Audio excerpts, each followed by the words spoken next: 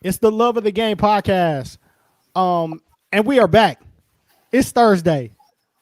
We get extra lit on Thursdays. Yes, That's the sir. new thing. That's how it goes. We get Lit extra lit Hey, on Thursdays. we gotta call it Lit Thursdays. Lit Thursdays, dog. And we got another tremendous episode.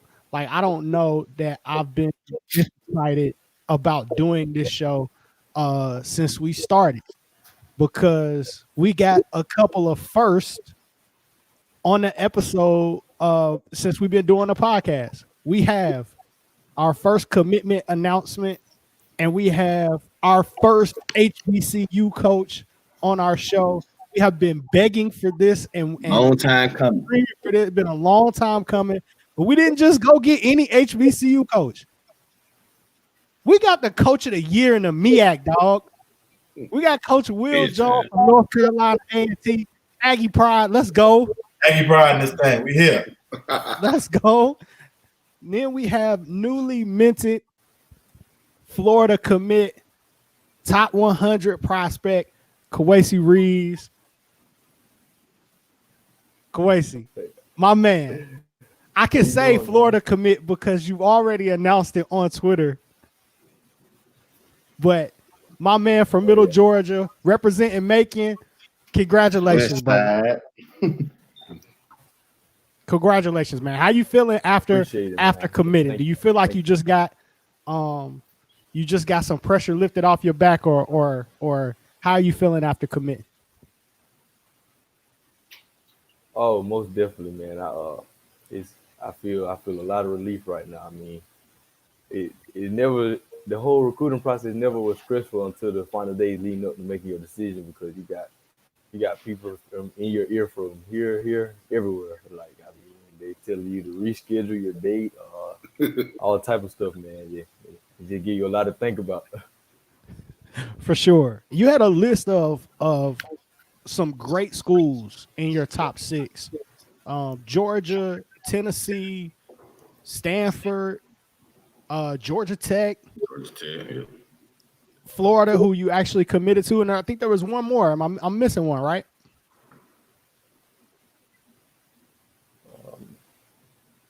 Who did you say? Stanford, Tennessee, Georgia, Stanford, Georgia Tech, Tennessee, Stanford, Florida.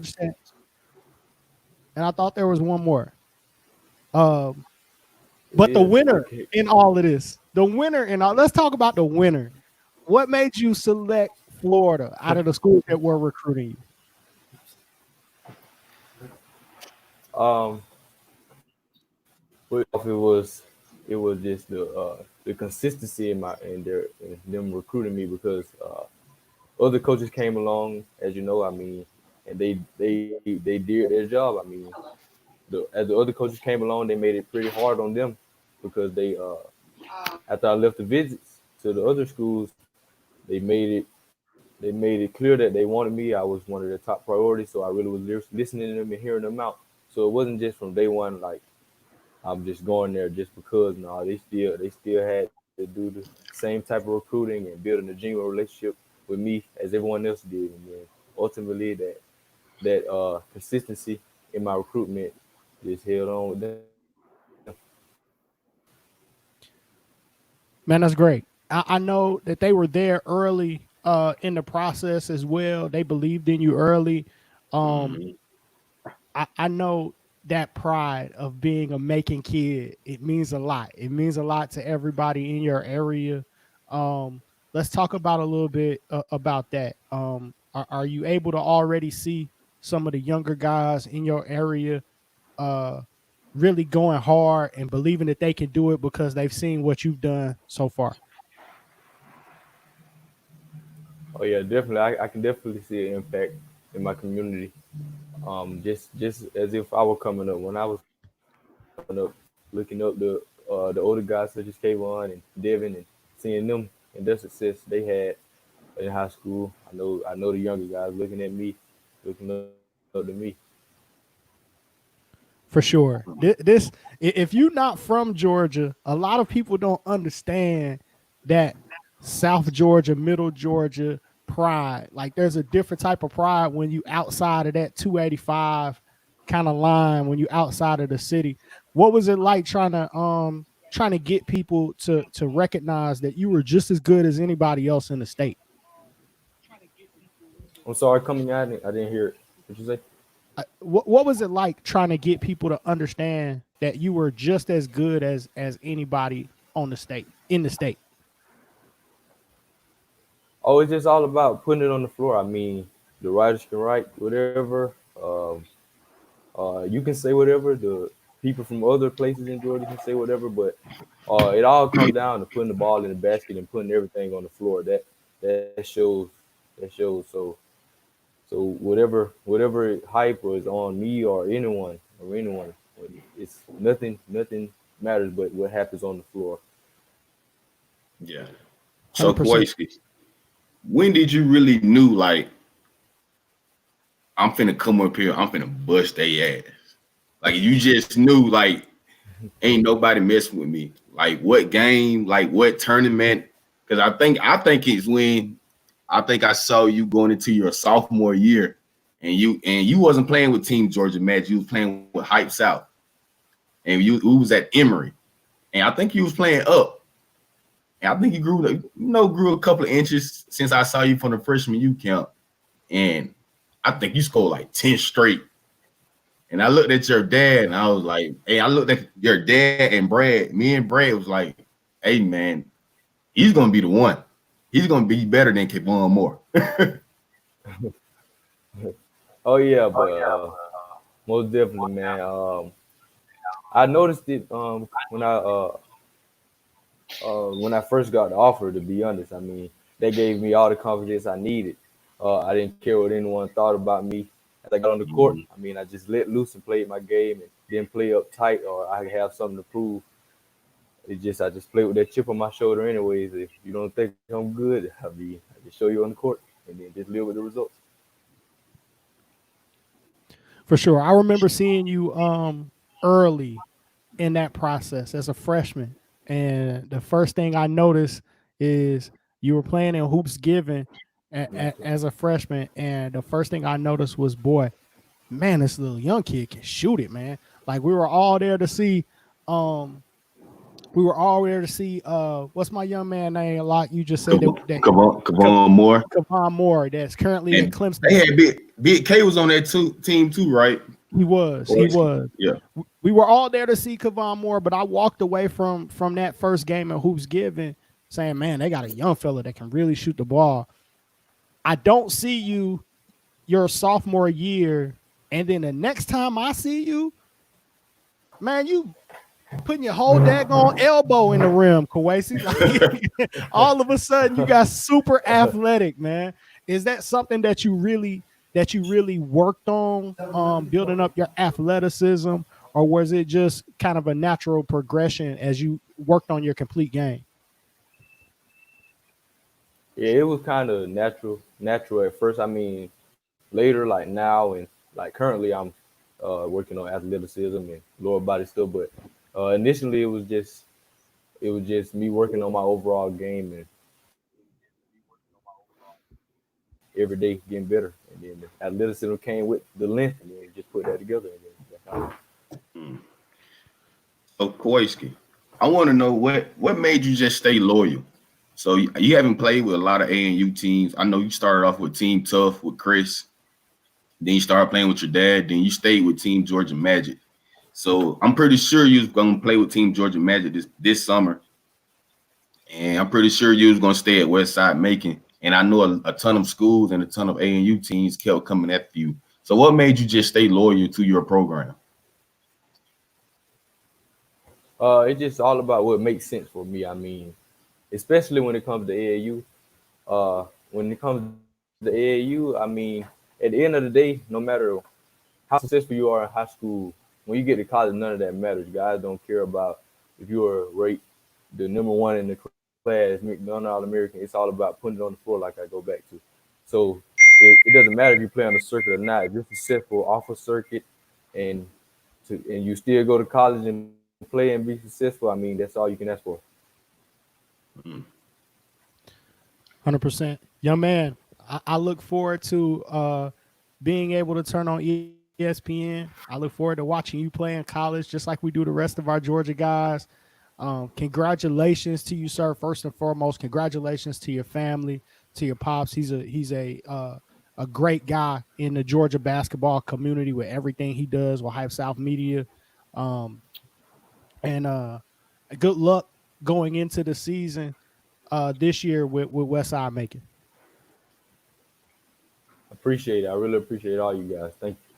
Hey, Kawhi, you already signed the papers? Kawhi, you already signed them papers? Sir? No, I'm ready to. No, I'm ready to though. Hey, Coach White, he can't be putting you on here with me, man. I'm going after you, man. I can send you the papers out. I can get them out today. No doubt. Thank you, man. hey, man. Congratulations, Shout out man. to an original freshman U kid, man. I was about to. Sure. Oh yeah. I was about to ask him about Fresh U and how he thought that had an effect on him going into high school before my internet started spazzing out. But I'm sure you handled it already. No, I ain't answered that question. Good question, bro. Oh yeah. Oh yeah. It definitely gave me some buzz going into high school, and it was a good experience playing with guys. Yeah, you could change the game. A little showing me how the transition from middle school to high school is going to be very different. And how hard I had to work. For sure. No doubt. The pride of Macon, Kawasi Reeves Jr., man. Shout out to South Georgia, shout out to Middle Georgia, all the Macon kids, man. Keep grinding, keep doing your thing. You got Kavon Moore, now you got Kawasi Reeves Jr. When you see your own people make it, you know you can do it. We got Javion Mosley next out of West Side and Quay Primus. Hey, Locke called it. Yep. Locke called it. Coaches, y'all better write them names down. Oh, we already got that. We already know. Write them names down. Oh, yeah. Oh, yeah, I was just about to say, Coach. Coach. I already on them, man. Coach. All right, Kawasi, man. We'll see you, bro. Congrats, man. All right, Quay. All right. Yep. All right. That was Kawasi Reeves Jr., top 100 prospect out of Westside Macon High School. Amazing young man. When you can play basketball the way he does, but you also have offers from schools like Stanford, it lets you know that that you're getting it done in the classroom as well, which is something that we always celebrate. But now we're here, and we get to the party, and the reason, and one of the other reasons why we're here, got the Coach of the Year in the MEAAC, man. Let's kick this off properly, Coach. Man, your team this year was incredible, man. I spent a lot of time this week watching as many MEAAC games as I could get my hands on, and the first thing that I realized, and I think I tweeted it out too, was like, I said, man, there's a lot of kids that can't play at this level. Facts. This is good basketball, man. Like, you got a point guard, Langley, that is, man, he got that thing on a rope, Coach. Mm-hmm. I want to start with the point guard and then work our way around a little bit.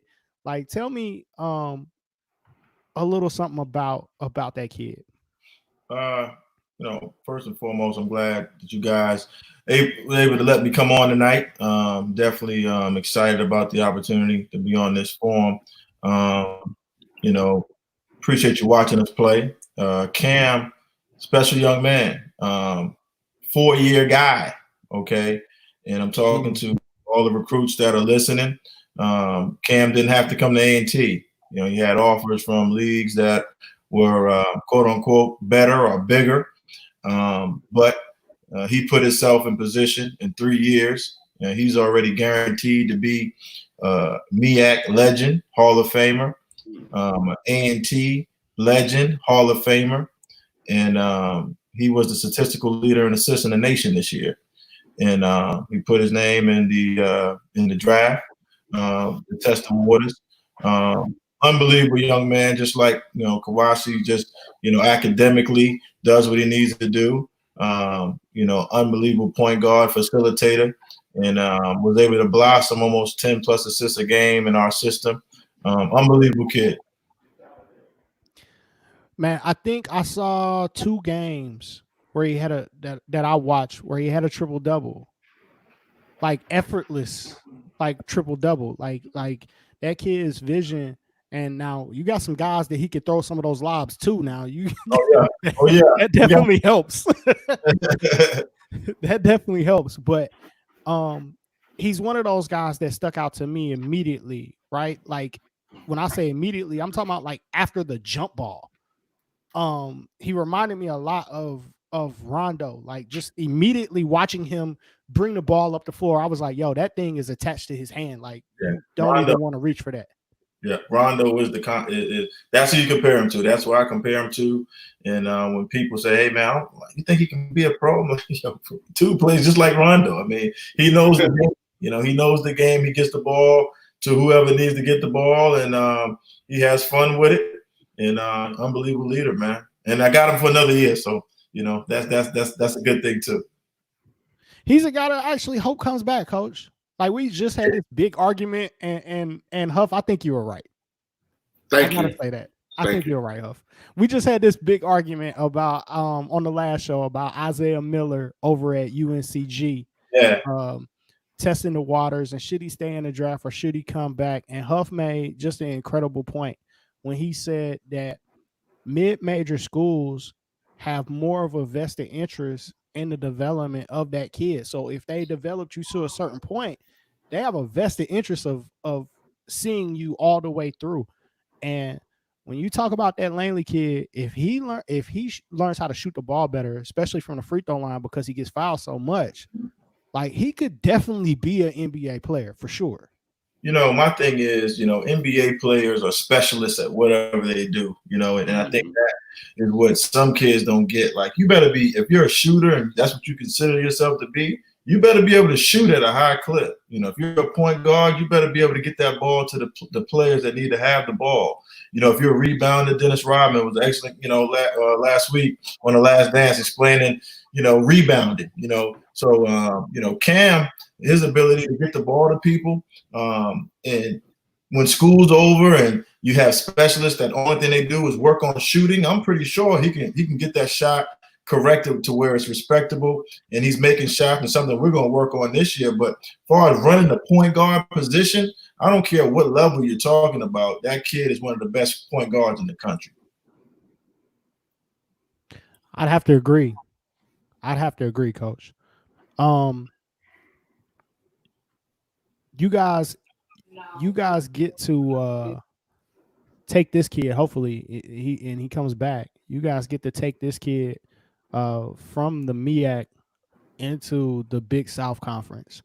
You guys being a founding member of the MEAAC, like I know there's some smoke behind you guys moving out of the MEAAC. Although you weren't the first to do it, but now you are.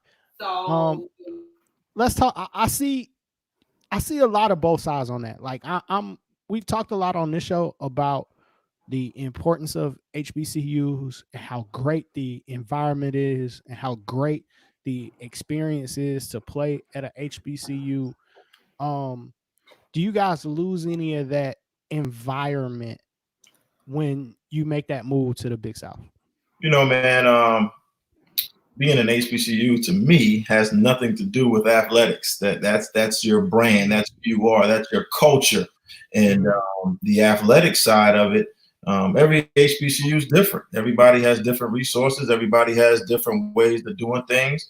But the basketball, the football side of it, the other sports, we're a program that offers 13 scholarships in basketball to the best individuals that the people in the seats can recruit. And so, from a resource standpoint, I've been a lot of different places. We have the resources to recruit really good basketball players. And so, depending on what league we are, Big South, MEAAC, doesn't matter to me, we're going to go out and compete against these other schools for the best prospects that we can get on campus and continue to be a good basketball team. Well, Coach, let's keep it all the way real. Then you don't need people sending you their fourth or fifth best player. Let's be honest. That's not going to happen. That's not going to happen. Throughout my entire career, I've not been a guy that really entertained that. I'm going to go after the best player, whether you help me or not. Whether you say you can help me or I got to do the legwork, whatever I got to get done to get in front of that best player. That's what I'm going to do. And that's the mentality we're going to take. I tell people all the time, we're going to the Big South. It's just like I'm in the general admission line. I'm going to pay $20 to get in the club. But next thing you look around, I'm going to be in VIP. They'll be like, how you get up VIP? I'm going to be in VIP. I'm going to be toasting it up. I'm going to be feeling good because, I don't plan on recruiting just Big South level players. I really expect for us to recruit a high level player in the Big South.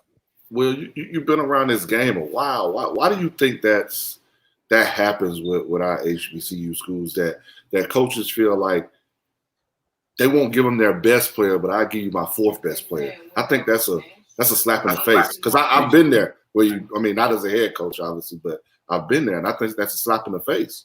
A lot of times, misinformation on some people's part about. I don't care if it's an HBCU or PWI. Some of these PWIs struggling and one day away from being closed too. But you know what I'm saying? So they're walking around like everything's all good. Everything's not all good. You know what I'm saying? So, all schools in different areas have different resource issues, and you have to do your research. And a lot of these HBCUs, like I say, the Sun Belt, the Sun Belt probably is the best league right there between, getting 2-bid league. Anything Sun Belt and below, okay, we all have the same job. You know what I'm saying? We all are fighting for the same opportunity to get to the tournament. So I don't need anybody walking around like their situation is any better than A&T or any better than Hampton or any better than North Carolina Central because you're in a different conference. No. That's not how it works. You have one opportunity. I have one opportunity. So the people in the seats, if you're doing your job, congratulations. If you're not doing your job, then, hey, look, somebody else is going to come in and get those players. And that's how we look at it. And that's why I say, with 13,000 strong on campus, with an arena that's putting 4,000 in there on a nightly basis, I'm going to go get some kids that can get it done. Our staff, we're going to get some players that can get it done in A&T. And the benefit you have is you're in North Carolina. I don't think people understand the wealth of players that's in North Carolina. So you can get it done there. It's loaded now. In North Carolina, just like Georgia, I'm from South Carolina. I worked in Memphis, Tennessee. I worked in Florida. I worked in high-level junior college. I have, and my staff have, so many places to get players. And so when you tell me you're not going to give me your best player, I'm going to just go to the next guy and try to get his best player. I don't have to let anybody hold us hostage as far as where we're going to get players from. We're going to try to identify the best player that fits what we do, and we're going to try to go get them. Let me ask this question, Coach. Well, first, before we go there, you talked about being from South Carolina. You're not just from South Carolina. You're from Moncks Corner, South Carolina, Coach. Moncks Corner, Coach. Hey, man. Hey, it's just you and Charlamagne. No.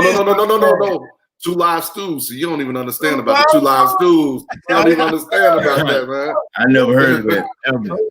Well, they don't know about the 2 Live Stews. I know who they are. I didn't know they was from Moncks Corner too, though. The 2 Live Stews, man, they really started this thing, man. They started off. Yes, sir.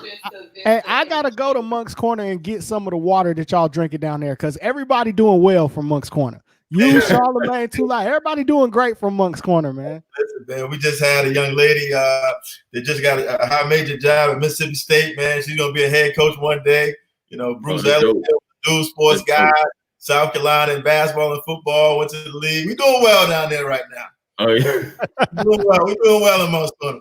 I would say y'all doing pretty good. I would say y'all doing pretty good. Coach, when it comes to recruiting, we talk about this a lot on our show, because we feel like we are advocates for HBCUs on our show and that experience. However, it's not always easy to build those bridges and those relationships with HBCUs. And I think, and I'm wondering, and I wanted to ask you, do we take the relationship building for granted? Or do we expect that the relationship is supposed to be easier to build because it's a HBCU? Or is there something else going on when it comes to recruiting? I think sometimes it's fatigue on the coach's side because you get so much resistance. You're not entertained by the kids early, and then you get into a habit of just waiting until late to see what's available, and you fill your team based on what's out there. And guys, second and third chance guys, and you go out in the summer and you at all these events and you're looking at kids, you really like them, and then you get that fatigue, like, he's not going to look at us until he doesn't have an SAT score, or he's not going to look at us until he figures out who wants, who else offers him and that type of thing. But that's never really been my approach, man. I mean, you got to figure out what's going on. There's so many different ways to figure out what's going on. Some guys may not have that test score, and I know one guy in particular that we had on campus. I wish he would have ended up coming, JD Note. And so, yes, sir. JD Note, he probably wish he would have came. He didn't have a test score early. He had a 14 on his ACT. I called him. I was talking to him. I said, man, you know what? I remember that, Coach. You're going to get your score. You're going to get your score. And so, he was locked in, and he visited us and had a good time. Then it went down to Jacksonville, committed to Jacksonville. And, we went down there and toasted them in Jacksonville. And he's looking at me like, oh, my gosh. His mom's looking at me like, we still friends? Like, yeah, we still friends. Ain't no doubt about that. But another thing, I think that was a league thing. I didn't think it was. He knew. North Carolina A&T and Jacksonville, which I worked, it's not even close. But I think he said, you know what, they're in Atlantic Sun, and I've heard of them before. But now I'm in the club. And I'm in VIP. And so hopefully now I don't get that backlash when I get that kid on campus. He feels like, okay, y'all in the Big South. Oh, cool, no doubt. I'm with you, coach. I think that's kind of like if I could identify a JT Note and guys like him and build that relationship. Now I got player of the year type guys coming into my program, and that's how we want to do it. But I think it's the fatigue, man. It's just the fatigue guy. The HBCU coaches. We're coaches. We just work at HBCUs, and I want to make that clear. Because we also get caught up in saying HBCU. What is it? That's where we work. We're basketball coaches, just like the guys who work at the other schools. You know what I mean? And so it's just the culture that we're in. We're in a unique situation, and the fatigue of it, I think, hurts some of the schools in that aspect.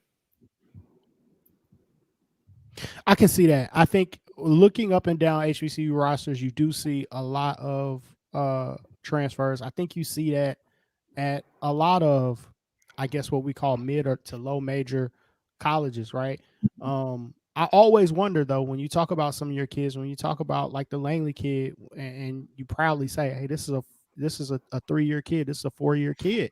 Are transfers necessarily or JUCOs necessarily better than high school kids? Or is it, like you said, that fatigue of, I got to wait till you go through this other process before you come home type of deal? I look at it, man, East Tennessee State, Murray State, those guys who've been very successful, they've done it with getting a really good high school kid that buys into what they're doing, and they get a really good junior college kid that's a high-level junior college kid that probably can play a level or two above their level, and then they get a 4-year transfer from a high major that comes in, and they build a roster, and that's how we're going to do it at A&T. We're going to go recruit that kid in North Carolina and Georgia. We're going to go after him. We're going to go balls to the wall and try to get him and try to say, hey, man, you can have a big time career here. And then that kid that's in junior college, I'm gonna go to the Panhandle. I'm gonna go to the Panhandle and say, listen, man, I was there. I was the coach that was giving advice to the kids that's trying to decide whether to go to Auburn or whether to go to UAB. Coach, tell them what Panhandle school you coached at. I coached at Northwest Florida. You know what I mean? Okaloosa Walton. Okaloosa Walton. Bruce Stewart. It's crazy. Somebody was asking me today. Somebody texted me. He was like, "Man, with Forbes coming to Wake Forest, I mean, Niceville's been good to the coaches down here in the Triad." And I said, "You know what? That's true. Because the story is, and a lot of people don't know this, but I was at Northwest Florida a year. But before Forbes came, before when I left, it was only a year in between." And I ended up leaving to go back home to Charleston Southern because my mom got sick, and that team was unbelievable that we left. It was the first team that Bruce took to the national tournament in almost 10, 15 years. The last group that I recruited, and then Steve came in the next year, and he took that program to another level. But things go crazy, man. If I never left, I might have been the head coach at Northwest. I've been there for 3 years. We have really, really good teams, guys with D1 high level and all that type of stuff. So, I gave Coach Forbes an opportunity to come down there and take that job over at Northwest Florida, man, so he can get that thing done. But, all of us are from daily. Oh, no doubt. All of us are from the same tree and kind of know how to do it the same way. So, that really helps in recruit too.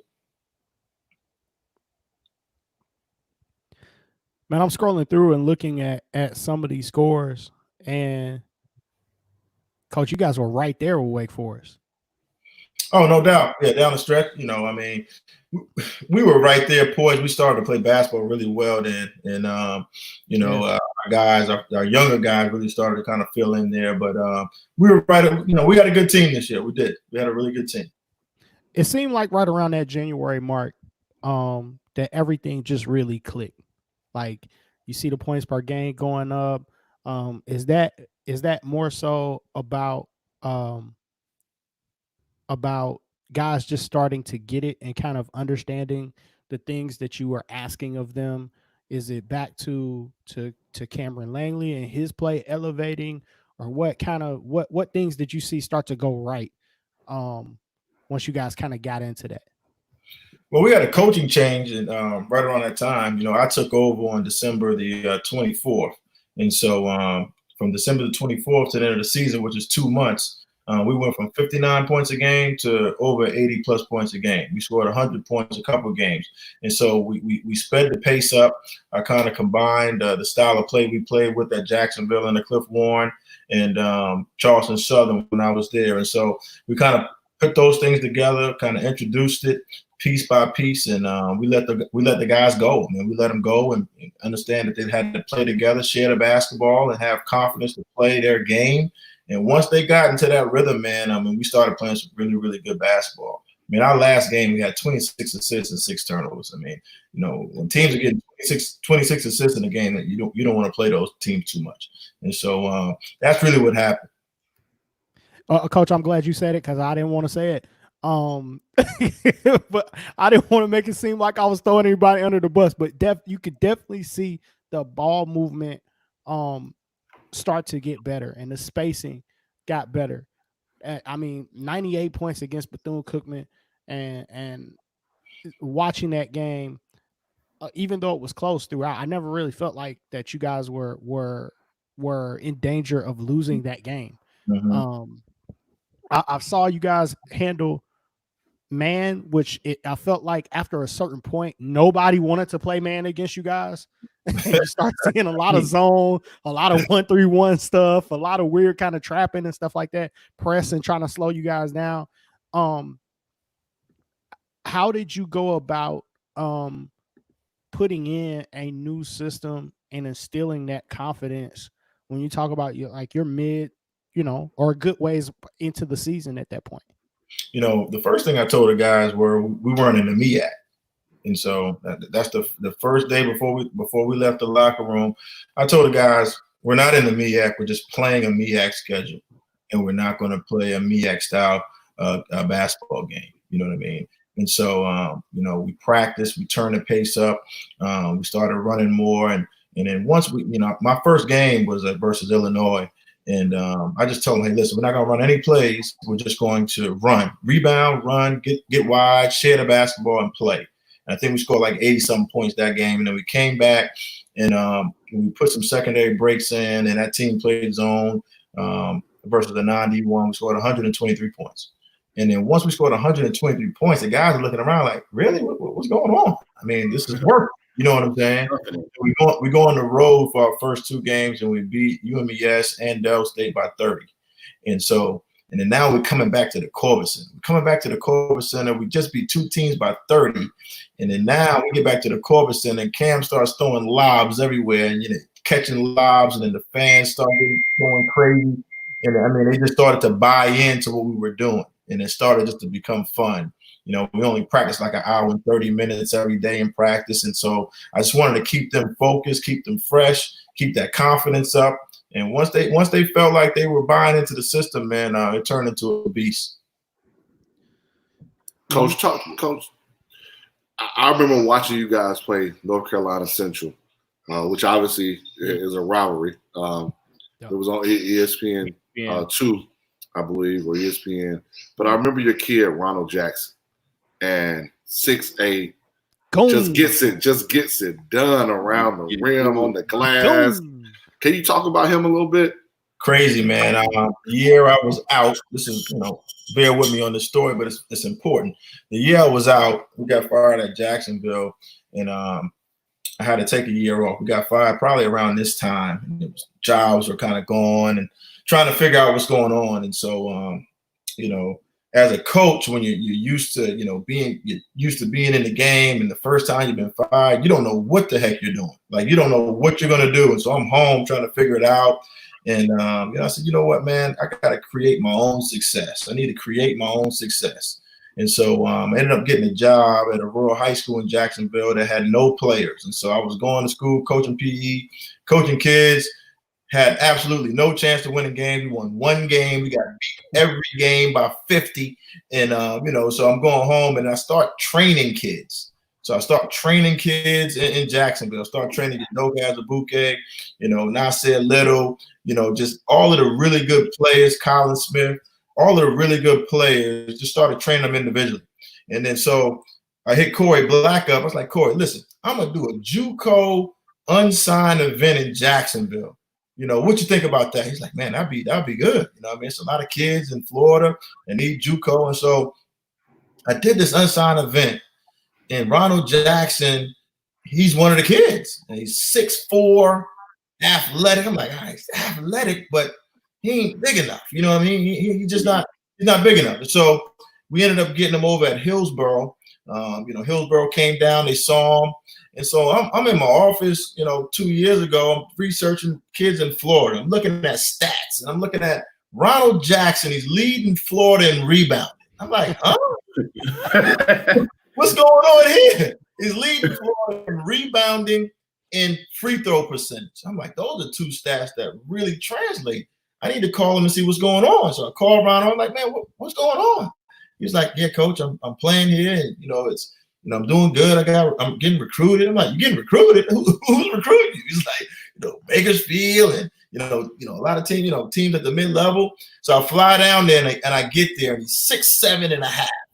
He's 6'7.5". He's got long dreads. He's dunking the ball. He's rebounding. Like, yo, this kid's good. And then I'm like, yo, what's going on here? So I told coach, I said, we got to get this kid on campus ASAP. We can get this done. And then what really took me over, he put an Instagram video on. He was jumping over a car. I'm like, that's crazy. First of all, you got to be crazy to jump over a car. All right, not the average person. Just you get clipped one time, it's over for you. You know what I'm saying? Yeah. So he's jumping over a car, and I'm like, this dude's super athletic. And so we get him on campus. He commits. And it takes him a little while to adjust. But by the time we got in the conference last year, he was putting up he had a run of games, like 20 points, 10 rebounds, 24 points, 9 rebounds. I'm like, yo, this dude has a chance. and then he came back this year, man, and he just turned into an unbelievable basketball player, man, making threes, catching lobs, scoring inside, scoring outside. And then, and this is for all the guys that's looking at this, coaches. We have 4 or 5 NBA teams call about Ronald Jackson. Because he was putting in the statistics that made agents and made scouts have to figure out what was going on. Anybody that's putting up 20 and 10 consistently is going to get looked at by NBA scouts. And so we had 4 or 5 scouts come down to the game. And if it wasn't for this virus, I thought Ron would have had a chance to work out with 4 or 5 teams. Oh, dang. I thought the same thing. Watching you guys play, I saw 3 guys that I felt like could play for money, whether it's the NBA or at a different level. We talked about Cam Langley, definitely Ronald Jackson, goon. And hey, man, Andre Jackson can hoop. Oh, Dre Jackson for sure. Dre Jackson, he was able to. If you look at his stats from December to the end of the season, then you saw a big change in him too. If you look at his stats, because overall kind of struggled at the beginning, but once we changed the style, it really helped him to really advance and get his game going, man. But he's going to have a chance to make some money overseas and really, have a good career going forward. So, Coach, when you're recruiting, what game do you have to bring the recruit on? Like, what game would seal the deal? I got it on tape. Obviously you want them at the Aggie Eagle Classic because, or UNCG, the Battle of the Borough. UNCG, the Battle of the Borough, the Aggie Eagle Classic. Any kid that's coming to that game, all right, I don't care who's recruiting you, all right? There's no school at the mid-level, all right, that's jumping like that. I don't care. Convince me, you have to show me. I was in the Atlantic Sun when Dunk City was going on, and that was crazy. You know what I'm saying? But it can't even pull up beside us right now. You know what I'm saying? It's unbelievable. The atmosphere, the DJ. I mean, we had the president jumping up and down, man. We throwing live, the president's jumping up and down. I mean, he's having fun in there. It's just a good atmosphere, man. So, those 2 games would definitely seal the deal. But like I said, man, we started to average right around 4,000 fans a game, every Monday and every Saturday, man. So it started to become something that became habitual, man. And, hopefully we can keep that going. I just so happen to have a little video clip that I would like to play because this is what made me decide, hey, if my son can play in this league, we going, we signing. Don't offer, coach. We're going to commit right away. Will, he been texting me all week, been watching these films. Like, man, did you see this game? Did you see this? Did you know this? Hey, I'm gonna share this quick video, man, and yeah, I'll let it speak for itself. Hold on, real quick. Here we go.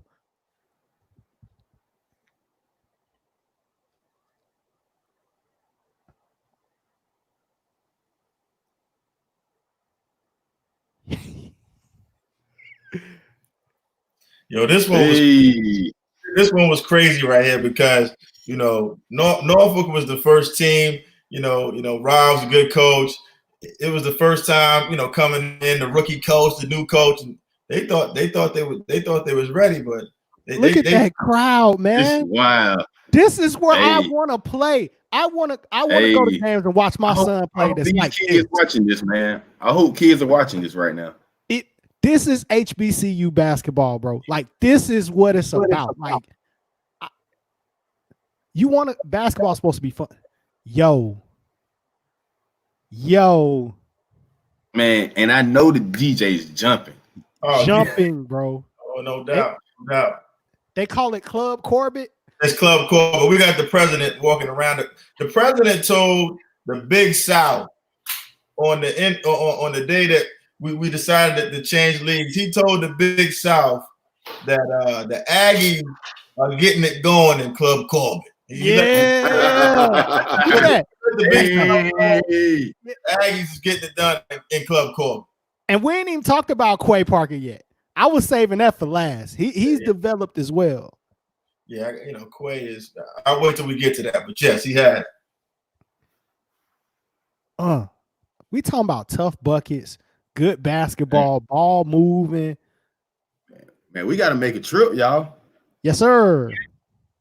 Let's do it. And I'm Hey, talking about the full experience. hey, back in the day, in the Morehouse days, we used to make that trip to A&T Look at that pass, boy. at least once a semester. Mm. Oh yeah. How the clubs up there? How the clubs up there, bro? Man, I haven't been in so long, I can't remember. But I mean, A&T is definitely a move. It's definitely a move we need to make for sure. It's popping for real. They getting done. Good move. And you talk about, I mean, Norfolk, Norfolk's one of the better teams in the league too, man. I mean, Hey, they got goons, bro. hey, raise it. Hey, take into it. They got goons. Mm-hmm. He tough, right? I like that. Hey, coach, I get excited, man. I just love watching good, fun basketball, man. Like, that's what we're playing for, right? Coach, when I come, save me a seat. I want to stand in the student section. I want to swag surf. I want to do all that. Yes, indeedy. Yes, indeedy. I'm coming Aggied out. I still got to rock the Morehouse gear though, Mondre. I don't know about that. You got affiliations, Bryce. I don't. I'm coming out live. But I mess with him though. I mess with it. I like what they got going on. That young man going to the league though, bro. He got a chance to go to the league. And that's what these kids, and that's what we got to understand here, man. And Coach made a good point. It's like find a spot where you can develop and you can get on the floor and you can get some stats. Like these dudes is playing, hooping. They hooping. This ain't light work, right here. This ain't light. Hey, that boy 6'8", boy, get that caught on your neck. Keep playing. I mean, we talking about Quay Parker, who Instagram sensation, internet sensation, man. This ain't light work. 100%, man. Getting it done. Facts. That was fun. That's in the club. Come on to the club. That was fun. Hey, look at this. Send me the link after the show. I got you, bro. I got you. I'm gonna hit your DM. It was a lot of fun. We got the comment section blowing up right now, Coach. We need that. And y'all got it going year round. Y'all got football. You got men's and women's basketball is good. The track team is great. No, the track team not great. The track team was number 5 in the nation. Talk about it. Talk about it, Coach. Not the conference, not the MEAAC, not the ACC, not the SEC. They had the fastest time in the world. All right, and he was a freshman. A freshman had the fastest time in the world in the indoor sprint competition. So listen, man, high level athletes coming to A&T. Big up to all the sports. No doubt. To me, that's what I'll talk about when I talk about a full experience. Like I want to go to school. I want to hoop. Don't get me wrong, but I tell my son all the time, there's only so many times a day you can work out. You get 3 workouts in a day. Okay. You get your homework done. Okay, what else you gonna do? You gotta be able to go. Hey, you know what I mean? Gotta enjoy it. I'm telling you, I like the one fun thing about being in college that I enjoyed was going to watch the other games. Like I ran track. I wanted to go to a basketball game. I wanted to go to a football game. I wanted to go to volleyball games. Like that's to me one of the great things about being a student. You go to A&T and everybody's good. Like, I was going to football games and we was getting busted, but I mean we were decent, but we weren't great. But as an AAU coach and a high school coach, I would love if more of our kids attended HBCUs and played basketball, played sports there in general, because of that experience you're going to get. That's going to last a lifetime. Like the experience that we got at Morehouse and these other schools, you just aren't going to get them. Let's just be honest. Let's call it what it is. So I would love for more kids to go to A&T or to Howard or to Morehouse, to Clark, because you're getting a full experience of the academics, the athletics. the friendships, the relationship. You're getting all of that at the same time. So if there are kids listening, please watch and listen to what you're hearing and seeing right now, because this is and you can go to the league, you can go professional, you can get paid. It's possible. It happens. The biggest thing I say, I get it, man. I get it, man. You talk to kids. Listen, if Kentucky's recruiting you, if Florida's recruiting you, okay, Florida State's recruiting you, take your ass to Florida State, Kentucky, all right? Because those networks, okay, you're going to win as long as you do what you need to do, okay? Whether you make it to the league or whether you get a degree and you plug into the alumni base at those schools, hey, man, a win is a win, okay? But anywhere else, all right, anywhere else, especially in the one bid leagues, come on, man, it ain't nothing like being plugged into a Morehouse alumni, A&T alumni. Aggie Pride is real. Facts. Real. And so when you get 40, when you get 35 and 40 and you want something to do on Saturday, okay, some of these schools that you're picking, you're not going there on Saturdays. Talk that talk, coach.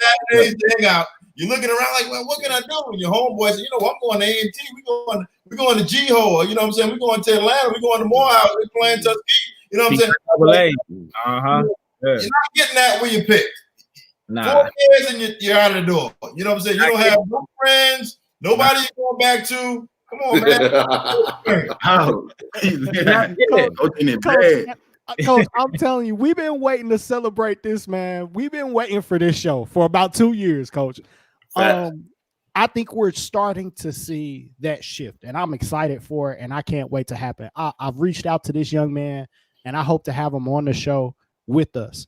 But there are high-level players now that are starting to say, my recruitment is open. I am only considering HBCUs. I just so happen to have highlights of one such young man. This is Trace Young. For those that may not be familiar with this young man, hold up. Hold up.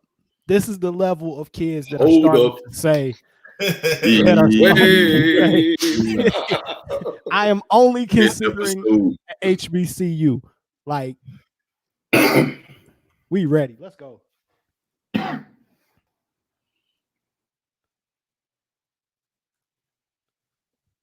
that young man getting up. He got one more dunk on here that's killer. Hey. Bro, we talking about six. We talking about 6'5", 6'6" guards. But the thing is, this is not uncommon, Dre. Like this is, you know what I mean? Like we see kids like this in HBCU basketball all the time. This is not uncommon. These dudes can go. I just love that we start. Stop playing. Hey, he down low is not. He a big dude. Who's 23? Yo, God. I've reached out to this young man. I'm Tori, trying to can you get it done? Tori, he's from your high school. We need to get it done. Hey, we need him on the show. Tori. We need him on the show. Hey. We trying to get it done.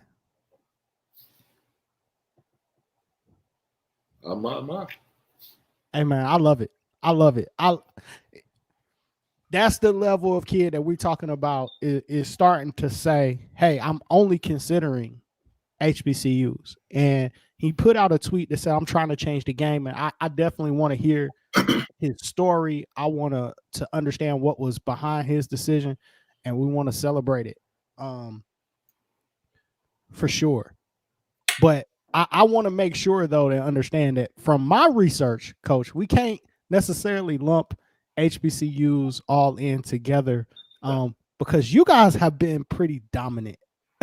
Like, especially athletically, you guys have been pretty dominant for some time. It's just like anything else. You know what I mean? even in the SEC, everybody knows Kentucky, has more resources. You know what I mean? Than Right. than the rest of everybody. And it's a pecking order. It's levels to this. You know what I'm saying? And so we already had Tennessee State, who kind of broke that barrier. Years ago to go to the OVC, and Hampton 2 years ago broke that barrier to go to the Big South. And I say those guys. I say that's Bentley, and that's the Bentley and the Maybach Benz. You know what I'm saying? The Bentley and the Maybach Benz. Now you got the Rolls Royce coming over here. You got A&T, the Rolls coming over here, and we're gonna join the party. And there's no reason why, and I'm serious about this. There's no reason why A&T, Tennessee State, and Hampton can't be dominant mid-level programs. 100%. It's no reason why those three programs can't be It's enough players, it's enough coaches, it's enough AAU guys that's making decisions that those players that they're sending to mid-level, schools, they need to go. Come on over here to A&T. Come on over here to A&T. We got the same opportunities. We got better resources. I'm gonna say better because I know where some of these resources are. All right, and then a lot of these schools. I need John Morant. I'm gonna keep it one. Let's go. I need John Morant. I need John Morant on A&T's campus. Okay, you know what I'm saying? Like, there's no reason why John Morant can't come play at A&T. No reason. That's the type of guys we're gonna look for. 100%, Coach. 100%. Look, I hope that I don't know if it's gonna happen, but I hope that if we do have a live period this year or two, I look over and I see A&T right there. We want to see y'all in the building. Hey, Coach be in the gym, man. And he's always in the gym. I got a red hat on. I'm not saying that in the gym. I'm saying that I'm gonna point to my point guard and say, look, that's the move right there. Let's get it done. A&T at the game, trying to figure out why A&T at the game. It's Code Red. You better start asking your assistant coaches why is A&T. What's going on? Why is A&T here? That's what happens when the high major coaches walk in the game. Calipari walk in. He's like, damn, why is Cal here? Who's here? That's what I need cats to understand when we walk in the building. Want to see it, Coach? I want to see it. Code Red. I'm looking for the red hat, man. When the tournament season kick off, I'm looking for it, man. What's gonna go off when he walk in the gym? No doubt. I think we getting close to the time of the show. We typically like to show some highlights of some kids. Coach, one of the things that we like to do is because of COVID-19, there are a lot of kids who didn't get an opportunity to go out here and play and kind of show what they could do in front of coaches. So every episode, every Thursday, every Sunday of our show, we like to spend a few minutes trying to show some highlights of some kids and kind of talk about some kids and put them out there to coaches and let coaches know that they are available. Who wants to go first this week? Why don't you start off? Yeah, you start off. My Wi-Fi. All right. Okay. Wi-Fi mess up every week, bro. I'm actually gonna start. AT&T's trash. Whoever, never mind. I'm gonna let you deal with that. I don't want no smoke. Yeah. I'm gonna start off with a hoops hidden gem that was sent over to me. This kid actually, Coach, is somebody you might be interested in. hey, Coach got a little closer to that. Yeah, I thought you will. You got a little bit. He got his third on there. Listen, hey, I'll give some background. This is Hassan Abdul Hakim. He is a 6'8" former UAB commit.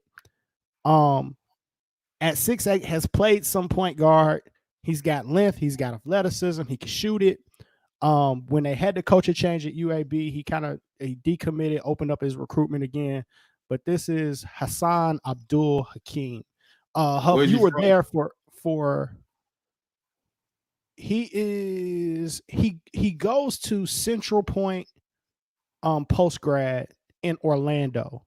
I don't know where he's Okay. from originally, Okay. but I can get you his info if that works out, coach. But I'm gonna play some of his highlights. Hassan Abdul Hakim.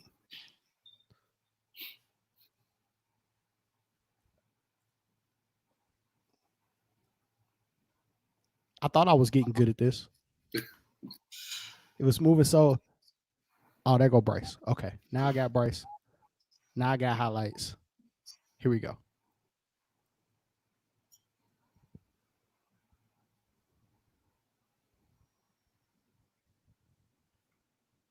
Dang, You about what? 6'8". 6'8"? What high school? You know?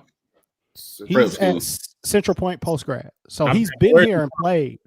Now, Huff, you saw NBA Africa. He had a 40-point game against NBA Africa, which is pretty good. Oh. If you can score 40 versus NBA Africa, it's pretty good. At all. Sheesh. Nah, there's a difference. You can score 40 versus some Hey. teams, but That's tough. That's tough. This is a kid that's available. Recruitment is open again.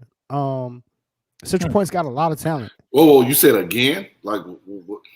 Well, he decommitted when they got the new coaching staff at UAB. Okay, I got you. All right. So formally, he was committed to UAB. I saw this game because this was at the TSF event at our school.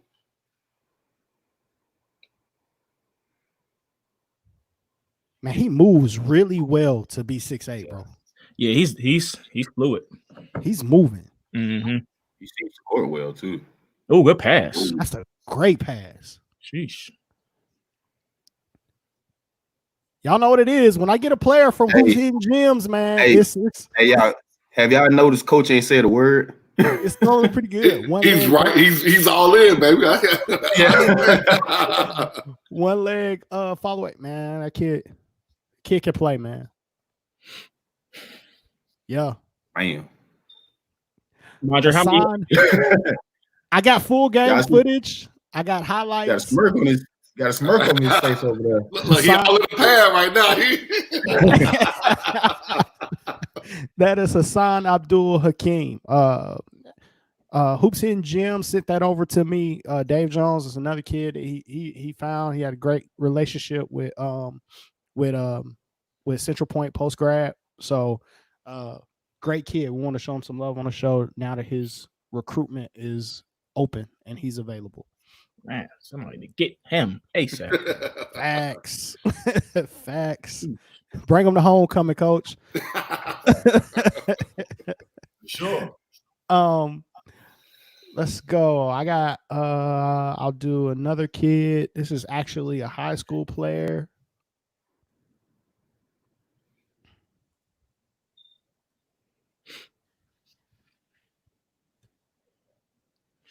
We got shout out to Albany Tigers in the building. EJ, yo. Facts. Yo, I feel like it's gonna be some shoulders. We're gonna get a lot of shoulders. Hey, I said the same thing. If Marcus was on here or Greg Moultrie, man. This is 6-foot point guard RJ Shaw from Alatoona High School. Really the leader of this team from what I saw. Makes a lot of plays, can shoot it. Guy's still available. When you're under 6 foot or when you're right at 6 foot, you got to be able to shoot the ball. And he seemed to do that pretty well. He's had some good games against good competition. Play well against Wheeler High School. Showing some range. How much did he average, Mondre? I don't have his average. Mondre, what do you average? Hard to find. I have to get back in touch with Coach. I think he could be a good. I think some JUCOs would be interesting in him. For sure. I think every game that I saw, he was in double figures, but I don't know what his official average is. But shoots it well. He's got a mid range, can pass, find guys open, pretty quick, moves pretty good. I think he would. He'll be a really good fit at a good JUCO. Yeah, he definitely can knock down shots though. And to me, that's a big thing, right? It's one thing to be athletic. It's one thing to have great size, but gotta be able to make open shots. And this kid does that really well. I saw him find spaces in against the zone. Like he's able to find a little crease and get by. Really good attacking the elbow. Like that's a shot against Wheeler there. We're talking about championship team right there. That's our 7A champion, and he's, making plays. I like him. Good ball player. I immediately thought of Rico Hallman. I don't know if he's big enough to play for Rico, but I immediately thought of Rico. He is one of those kids that I think would be successful playing there. Good shooter. That's RJ Shaw from Alatoona High School.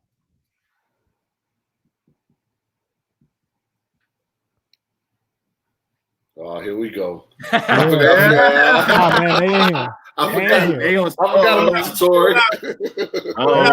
Oh, man, they in here. They in here, man. Y'all all gonna have to get to I gotta see y'all all together at the same place at the same time. That's what I want to see. That's tough. Hey, don't bring your girls around us because we're gonna take them. Oh, wow. Here we go. Here we go. Who's going next, man? Let's go, man. Let's go, man. Who we got? Let's go, Christian Williams, man. Guard from Peachtree Ridge. Hey, man. Huff, I got you in the lead when it comes to this thing. And I'm not happy about it. I just want you to know I'm not happy about it. Hey, I like competitive. That's why every time y'all bring some, I say, I got to go find me something else this week. Two kids that you sent me are kids that I knew about, and I was so mad that I didn't think to put them on first. I was so mad. I like this kid. Kid, you talking about an elite shooter now. Played in the highest classification. As you can see, consistently makes threes both year, first team all region. I've been liking this kid for the past 2 years. Look how deep that three is right there. Deep. Lefty. Dang. How tall is he, huh? 6'2", 6'3". Deep three. Yeah. Effort I'm telling you, man. Effort, yeah. He like he's not looking down. He doesn't have anything? I mean, I've heard he's got some, NAIA, some JUCO stuff going on. Maybe a little love from D2, but everybody talks about they need shooting, man. And I'm looking at this dude shoot, man. He's not looking down for a spot on a. No, look at this, man. Like, come on. He's not looking down for a spot on the floor, Huff. He just wherever he caught it, it's going up. Damn. That's crazy. But what's his name? Christian Williams. His name is Shooter. Hey, on the scout report, you don't need to know his name. He's Shooter. Knockdown. I love that. And he don't need a whole lot of time to get that off either. Right. You close out weak. That's going up. Boom. Hammer time. Yeah. Bam. Now, somebody gets them in their program and they work with them because people are going to try to drive them off the line. He gets the 1-2 dribble move, get a step back. For sure. I mean, they coming right at him and he's still making. That's tough. That's tough. When I saw his name, I hated that. I hated that I didn't get that one first. So I ain't going to lie to you, man. I ain't gonna lie. Where we going? I had to show Thero some love. I know we've been talking about Roman Son. We done talked about Robbie, Rayshawn Frederick. Man, we keep leaving him out. I think I'm on a lefty kick today, but hey, you are. You're on a shooter kick today. You showing love to the shooters today. I am because my next one is a shooter too. That's a good one. Rayshawn Frederick can play. Definitely can. Size and everything. 6'5" shooting guard. Hey man, he's a winner. He's tough. I'm still mad at Ray Sean for not. What game was that, Huffy? On the rim, boy. You talking about somebody else that's used to playing for championships too? Yeah, At the plays end of the hard. day, It's gonna play. yeah, Gonna give you everything he got. this He's kid smooth. used to winning. Yeah, he's Hey, smooth. have y'all? That's a game y'all might want to. Well, we can't now, but Adair versus South Atlanta. Oh, that's That's a game. That's a very entertaining game. Very good game. Ray Sean had a Temple offer, right? I don't know. He did. Yeah, he did. I'm pretty sure. No, this was at the Big South. Ooh, he's smooth, man. He's gonna knock it down, man. He's Well, gonna play defense. Hey, Huff. That's like Huff. Yeah, I'm still mad at Ray Sean for not shooting those free throws. I know. Like, man, I don't know. Yeah, don't even get us started on that, bro. I was like, what? Yeah, You get very good fouled, player. you don't man. want to shoot free throws? I like winners. That's my thing. I like Yeah. winners, Yeah. and he's a winner. Yeah. Got 2 years. Won a state championship. Went to another one. Mm-hmm. Like I like winners. Coach gets in him. He's able to take it. So, Sure. And then my last one, I had to go out the city limits. Outside of 285. I just didn't go south. I went a little west to Carrollton High School. Martellius Lockett, 6'1" guard. He has Another a shooter. He might have just committed this week, but I don't know. So it was after I sent my stuff to Mondre, so I couldn't change. Huff I try to think he slip one signed in on somewhere. us. Huff I try think to he slip signed one like in on East us. Georgia. Hold on. I like this kid too. I'll tell you something I noticed when I was watching this. Big shout out to Sherman White, and he's got the Jim Floyd Miller Grove named after him, and Doug Wilson got the gym named after him, and Tim Criswell at Carrollton has that floor named after him too now. That's the goal. Hey Bryce, we need you to get the floor named after you, man. Come on. You got to give me a floor to get named after. Which one? I mean, Hey, we waiting.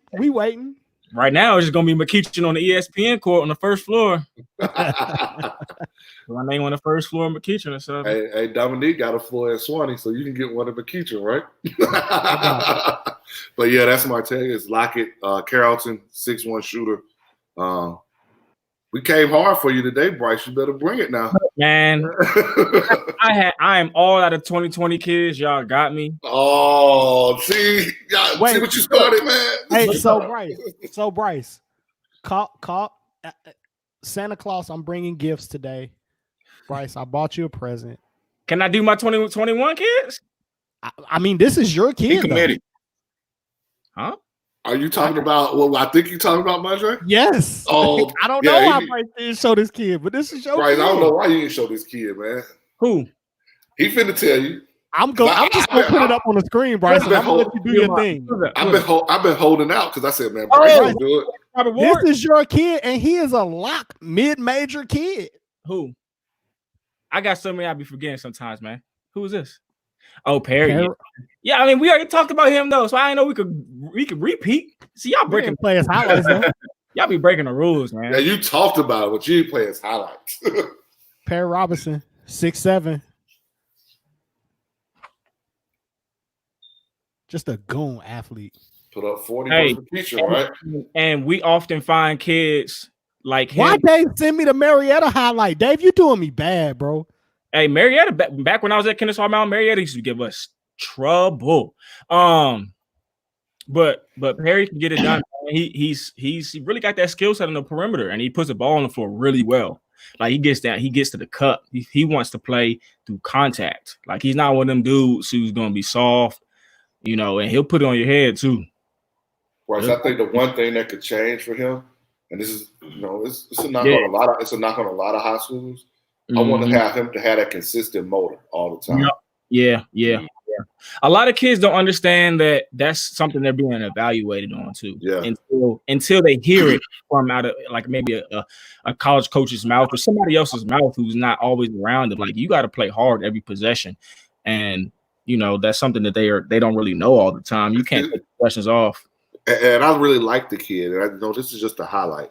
Yeah. And Will, you can tell me if I'm wrong, but if I'm watching that cut ain't gonna get it done in y'all league, Will. You know what I'm saying? Like, and we talked about it with Ron Jackson. May not have been, a guy that was, nobody, a whole lot of people knew, but his motor ran, and that's what made the difference for him. Right. Yeah. Yeah. See, I mean, and that's the thing, like you said, Huff, that cut isn't gonna get it, but that cut will get it done right here. You know what I mean? Right. So it's hard for I think that's the hard thing for him too. His situation where he's gonna have to compete at a high level. For sure. Playing at a school that they're not playing that schedule where you look across and that's an excuse, bro. That's an excuse. It don't matter who you play at. I'm saying that we're talking about I agree with you. I'm saying, what do kids do? Right? In big games, when he got in a big game and gave McEachern 40, I think that was him looking across and saying, "Oh yeah, step it up. Show you guys that I can really." And I'm not getting on period. I'm just talking about kids in general. But if you only gonna cut when it's the big game, then there's a problem. But Huff, I think sometimes kids. This is why I think the post grad is important. Sometimes when you're in high school, you don't get those practices every day when dudes are your size and dudes are your strength and stuff like that. So that post grad, in my opinion, is good because it prepares a kid like a Perry to cut hard every possession, to defend. And so I agree with you in one aspect, Bryce. You're right. Okay, maybe you don't get to go against the same talent that you would go against in prep. Right. But you can still be pushed to go hard every time. Effort. No matter who's on your team, no matter who you go against every day in practice or in a game. I think that's why coaching and what we always talk about, accountability, is so important. Yeah. And I don't know, I'm not saying he's not, being accountable. I just, if I was watching that, and like I said, I deferred to Will, that cut he made right there, he got it versus that team. Yeah. But versus somebody else or at the college level, that ain't gonna work. Yeah. I think kids got to get used to hearing that type of criticism too, and accept it and move on. And I got to get better. Don't say, "Oh, he hates." Sure. I mean, coach, because what I be saying when I be watching some of these films and the type of stuff. You done sent me some stuff, and I be like, "Dang, Dre, you killing them." Can I do my 2021 kids now? My bad. We bad. We digress, Bryce. Start talking basketball, man. Go ahead, Bryce. My bad. Look, so I start off doing the Canes. I start off doing the older kids and the bigs. Today, I'm switching it up. I'm going with small guards. I'm looking out for the small guards. So the dude 6 feet and under. This is the dudes I'm trying to show a little love today. I love this kid's game. Hopefully I can get it up. His name is Elijah Phillips. He's from Lanier High School. Oh, he's an athlete, bro. This dude is a freak. Yeah. When I say freakish athlete, when I say freak, I'm talking about this dude's a freak, man. Like if he played in the spring, if we had a spring, man, dude gets it done. Let's see if I can make it bigger. And I don't even know if this is going to show how athletic he is. This is just off his Twitter, but you see his physique as a junior. And he's I think he's not one of those kids that's talked about a lot too. That's why I also wanted to kind of put him out, because a lot of kids, we see the same tweets and videos and a lot of same kids. I don't see a lot of stuff on him. So I was like, let me highlight him today. He had a big year. He held near to the state championship. He's different, bro. He's different. Woo-woo. Kid is athletic. Is that it? Yeah. He's probably got at his size, got to work on his jump shot a little bit more. But yeah, I'm not worried about his physique and his athleticism. I'll tell you that he's college ready. If you ask me about that. Yeah, he's college ready. The other kid is another guard under 6 foot. His name is Chase Ballard. Goes to Arabia Mountain. I believe he was first team, I want to say, all region. Hopefully I can get it up. Here it is.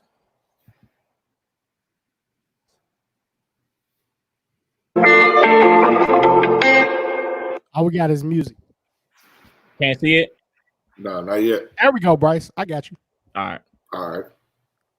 Smaller guard, like I said, I'm doing it for the guards under 6 feet today, trying to show him a little love. I saw him before. I like him, Bryce. Yeah, legit true point guard. Yeah. Sees the floor very well. Like I said, first team all region.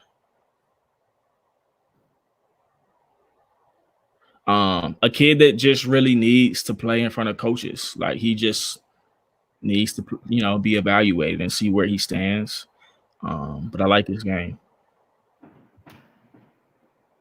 It's something to me about kids that are smaller, under 6 feet, that play bigger, and it just looks better for some reason to me.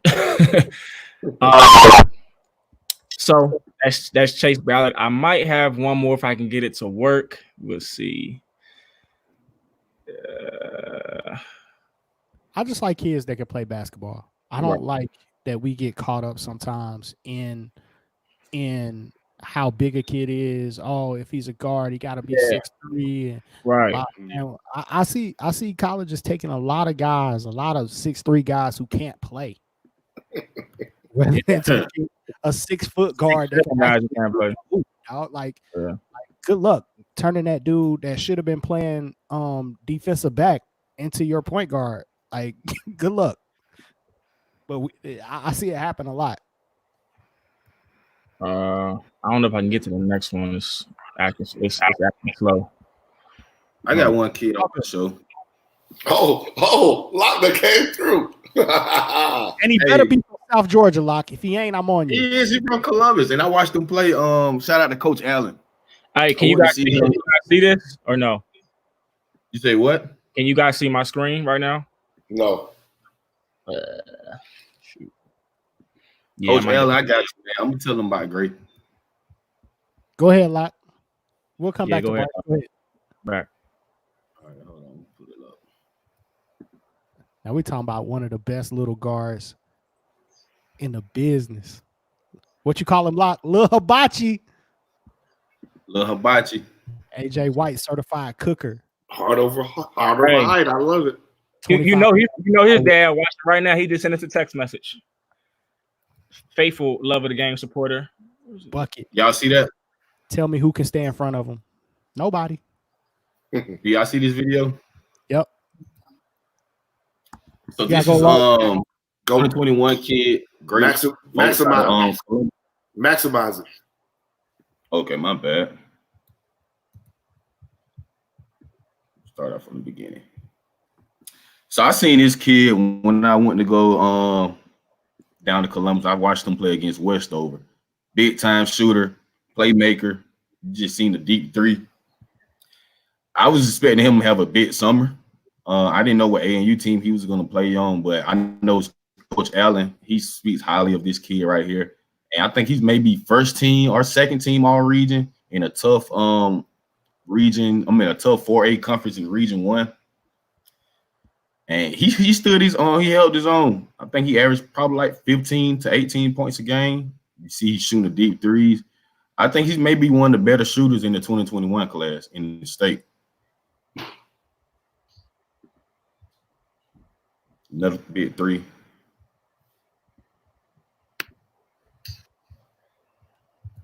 It's a good look. Always value shooting, man. So I'm looking forward to see how his senior season goes.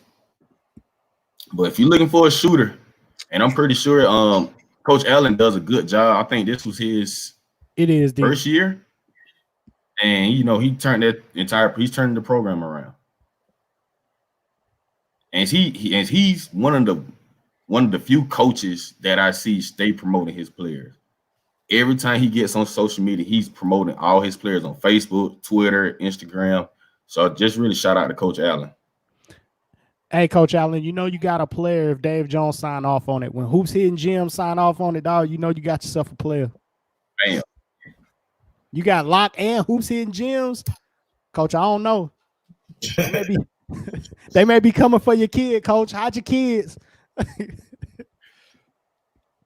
But no, that's our feature player segment. we like to do it. Part of I feel like our responsibility is to try to help these kids as much as possible as we all kind of deal with COVID-19 and not being where we all would probably prefer to be, which is in the gym, either playing, coaching, or watching these guys play. So shout out to everybody that got shown. Shout out to Lil Hibachi, the killer, AJ White. I can't wait to watch his senior year.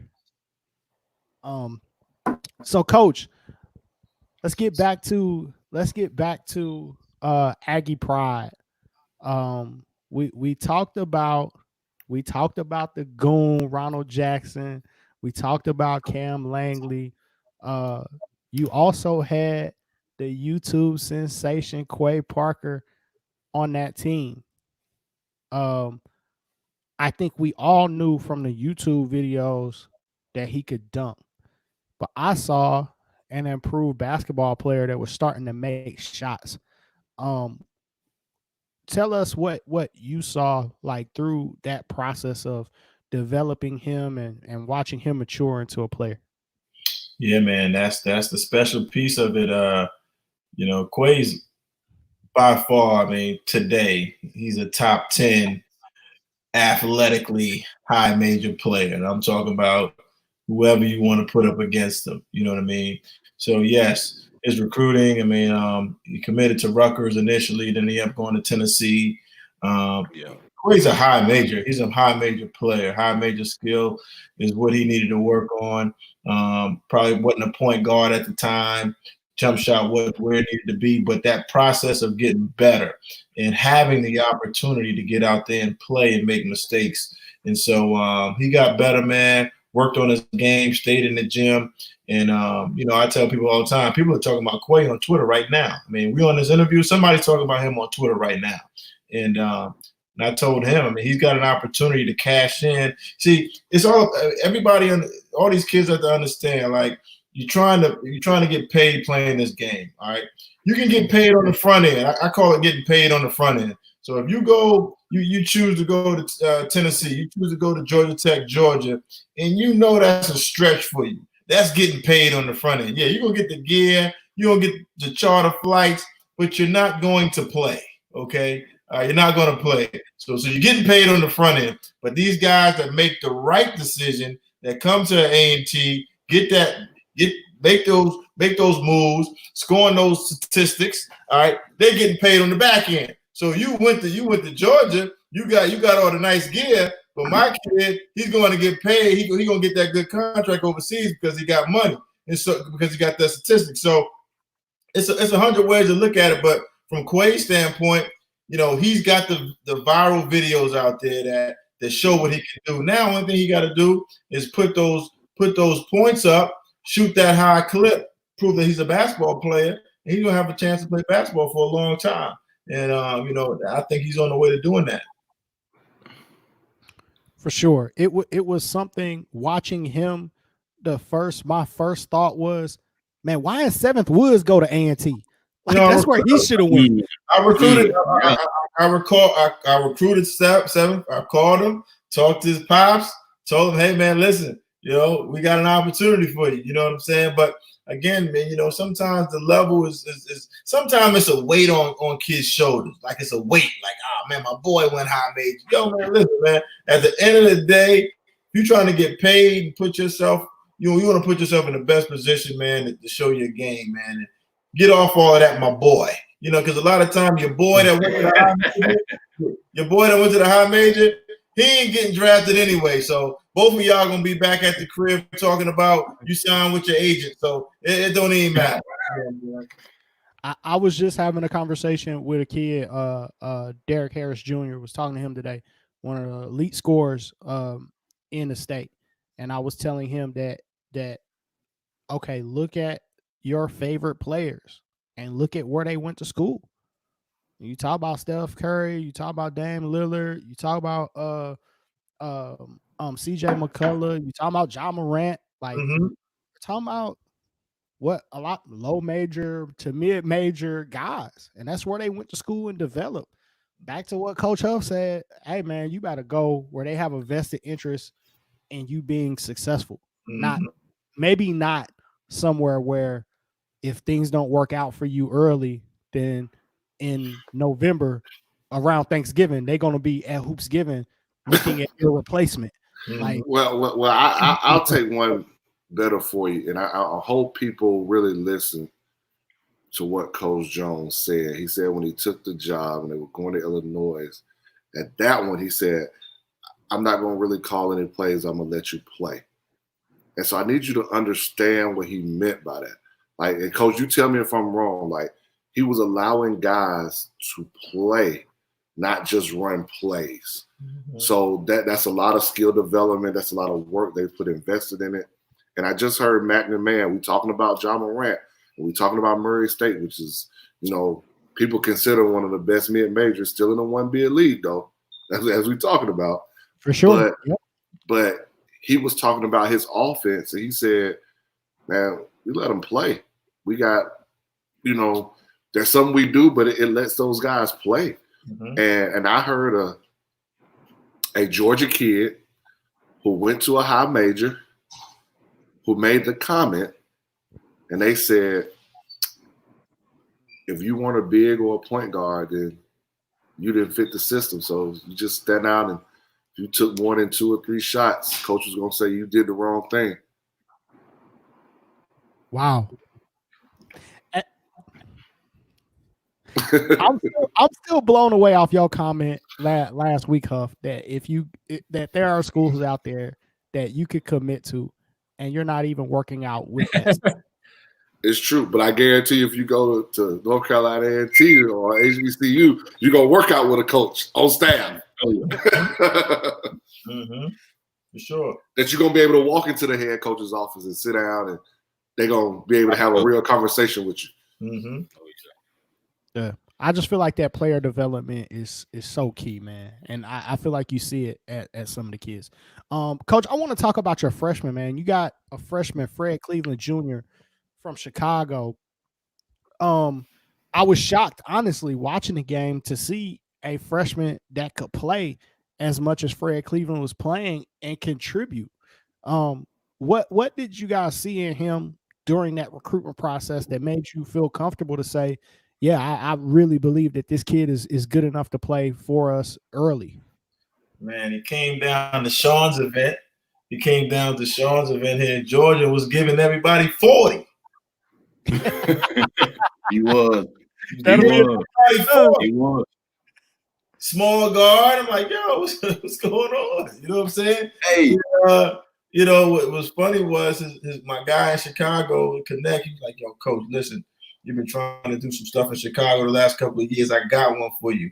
And he said Fred's name. And I'm like, man, I wrote that name down somewhere. So I look at my notes and I look. I'm like, man, that's the kid I saw down at Sean's event. And so, man, we jumped on him, man. And, he had some schools in that area that were really high on him. Tons of interest, but they were kind of just pumping the brakes because he was a small guard. And shit, man, I flew to Chicago. I went to the school, man. His gym was on the 3rd floor of a goddamn school. I was driving down, going block by block. It was getting worse and worse. I started locking my doors. He was in the slums.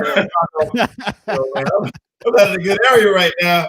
And so, but man, yeah, he decided to come, man. And, he's, man, his ceiling is going to be unbelievable, man. I mean, for him, all freshman team this year. And really, to be all freshmen on the team that we had this year with the players that we had this year says a lot, okay, because he didn't start, okay, he came off the bench, he was very efficient. I think he was the best freshman in the league for us, for the MEAAC. But, Fred Cleveland, man, unbelievable player, man, unbelievable. Coach, talk about that for a minute. You just said best freshman in the league, but he came off the bench. How many times do we get players that that don't want to come in and believe in that role? Like, you got to build yourself up to get there. You can't just walk in the door. Wow. I mean, at the college level, man, it's definitely an adjustment, especially. And to be honest with you, he could start. He probably could start, but he's playing behind the guy who led the nation in assists. You know what I'm saying? That's tough. I mean, that's tough. And he had a dad that explained that to him. You're like, listen, the point guard is playing in front of you. he led the nation in assists. He's pretty good. You know what I'm saying? But both of them were able to eat. You know what I'm saying? And so with the way we play, we're putting about 6 guys, 7 guys in double figures every night. So everybody has a chance to show their skills, and it can be anybody's night, man. And he really scored some points and hit some big shots for us down the stretch. I love the moments where you play him and Cam Langley together. Yeah. I felt like that made y'all really dangerous at that point.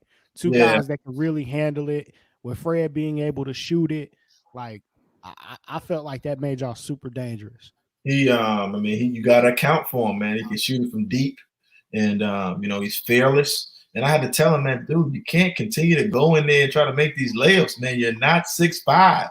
But he's like, yo, coach, I'm better than these dudes. I'm like, huh? Coach, I'm better than these dudes. And that's just the confidence that he had.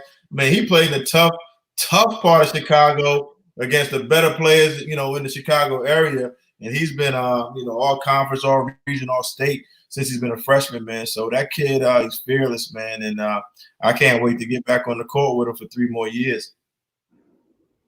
So, Coach, I know you recruited small guards. I know you recruited Barron, was Bryce Barron out of Alpharetta like 2 years ago. So how you feel about small guards? Because I see you got the guy to Chicago, you recruited Barron. I want to, like Bryce said, to help small guards get more recruited. What you think small guards need to do to help them get more notice? It's really, man, I've had, the opportunity to work with, a ton of small guards. At Charleston Southern, we had Jamarco Warren. And at Jacksonville, we had Alois Campbell. We had Ben Smith, so, the small guard is dangerous. Saw Nemley at Charleston Southern. You know what I'm saying? Yes, sir. The small guard, they have that fearless mindset. And if there's a system where, he can come in, especially, man, at that mid-level, like I said, you guys said it too, man, basketball player. Is he a basketball player? Can he hoop? He's been small all his life. So, and he's been playing against the same dudes. They ain't like he playing against anybody different. You know what I'm saying? He had friends that were 6'6" and 6'8". And most of the time, them dudes are the one telling them dudes what to do. You know what I'm saying? Yeah. So, small guards, man, if you find the right one, the one that fits your system, man, you can have somebody, that can be, Jamarco, Ben, them guys sat at the end of the AU bench, man. Those dudes didn't get off the bench. And a lot of times we used to sit there and, say, who's not playing for the Celtics? That dude can really play. Who's not playing, for these AU teams in the Nike League that's not playing? So those guys can play. And a lot of them are from Macon or those back roads. You got to go see them play high school. You go see them play high school. They're putting up 45 points, 50 points a game. You're like, man, this dude can really play. But he didn't really get a chance to show his skills on the circuit. So you got to do your research a little bit. I think Bryce running out of minutes. That's why his Law, you be on Bryce's head, man. Hey, man, I thought it was free after 9. Hey, yes, sir. We in here. Georgia Man Up 2023. We in here.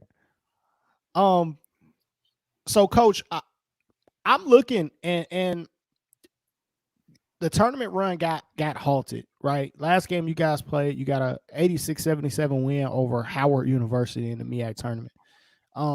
They played zone too. They played zone. We scored 86 points. Didn't go to overtime either.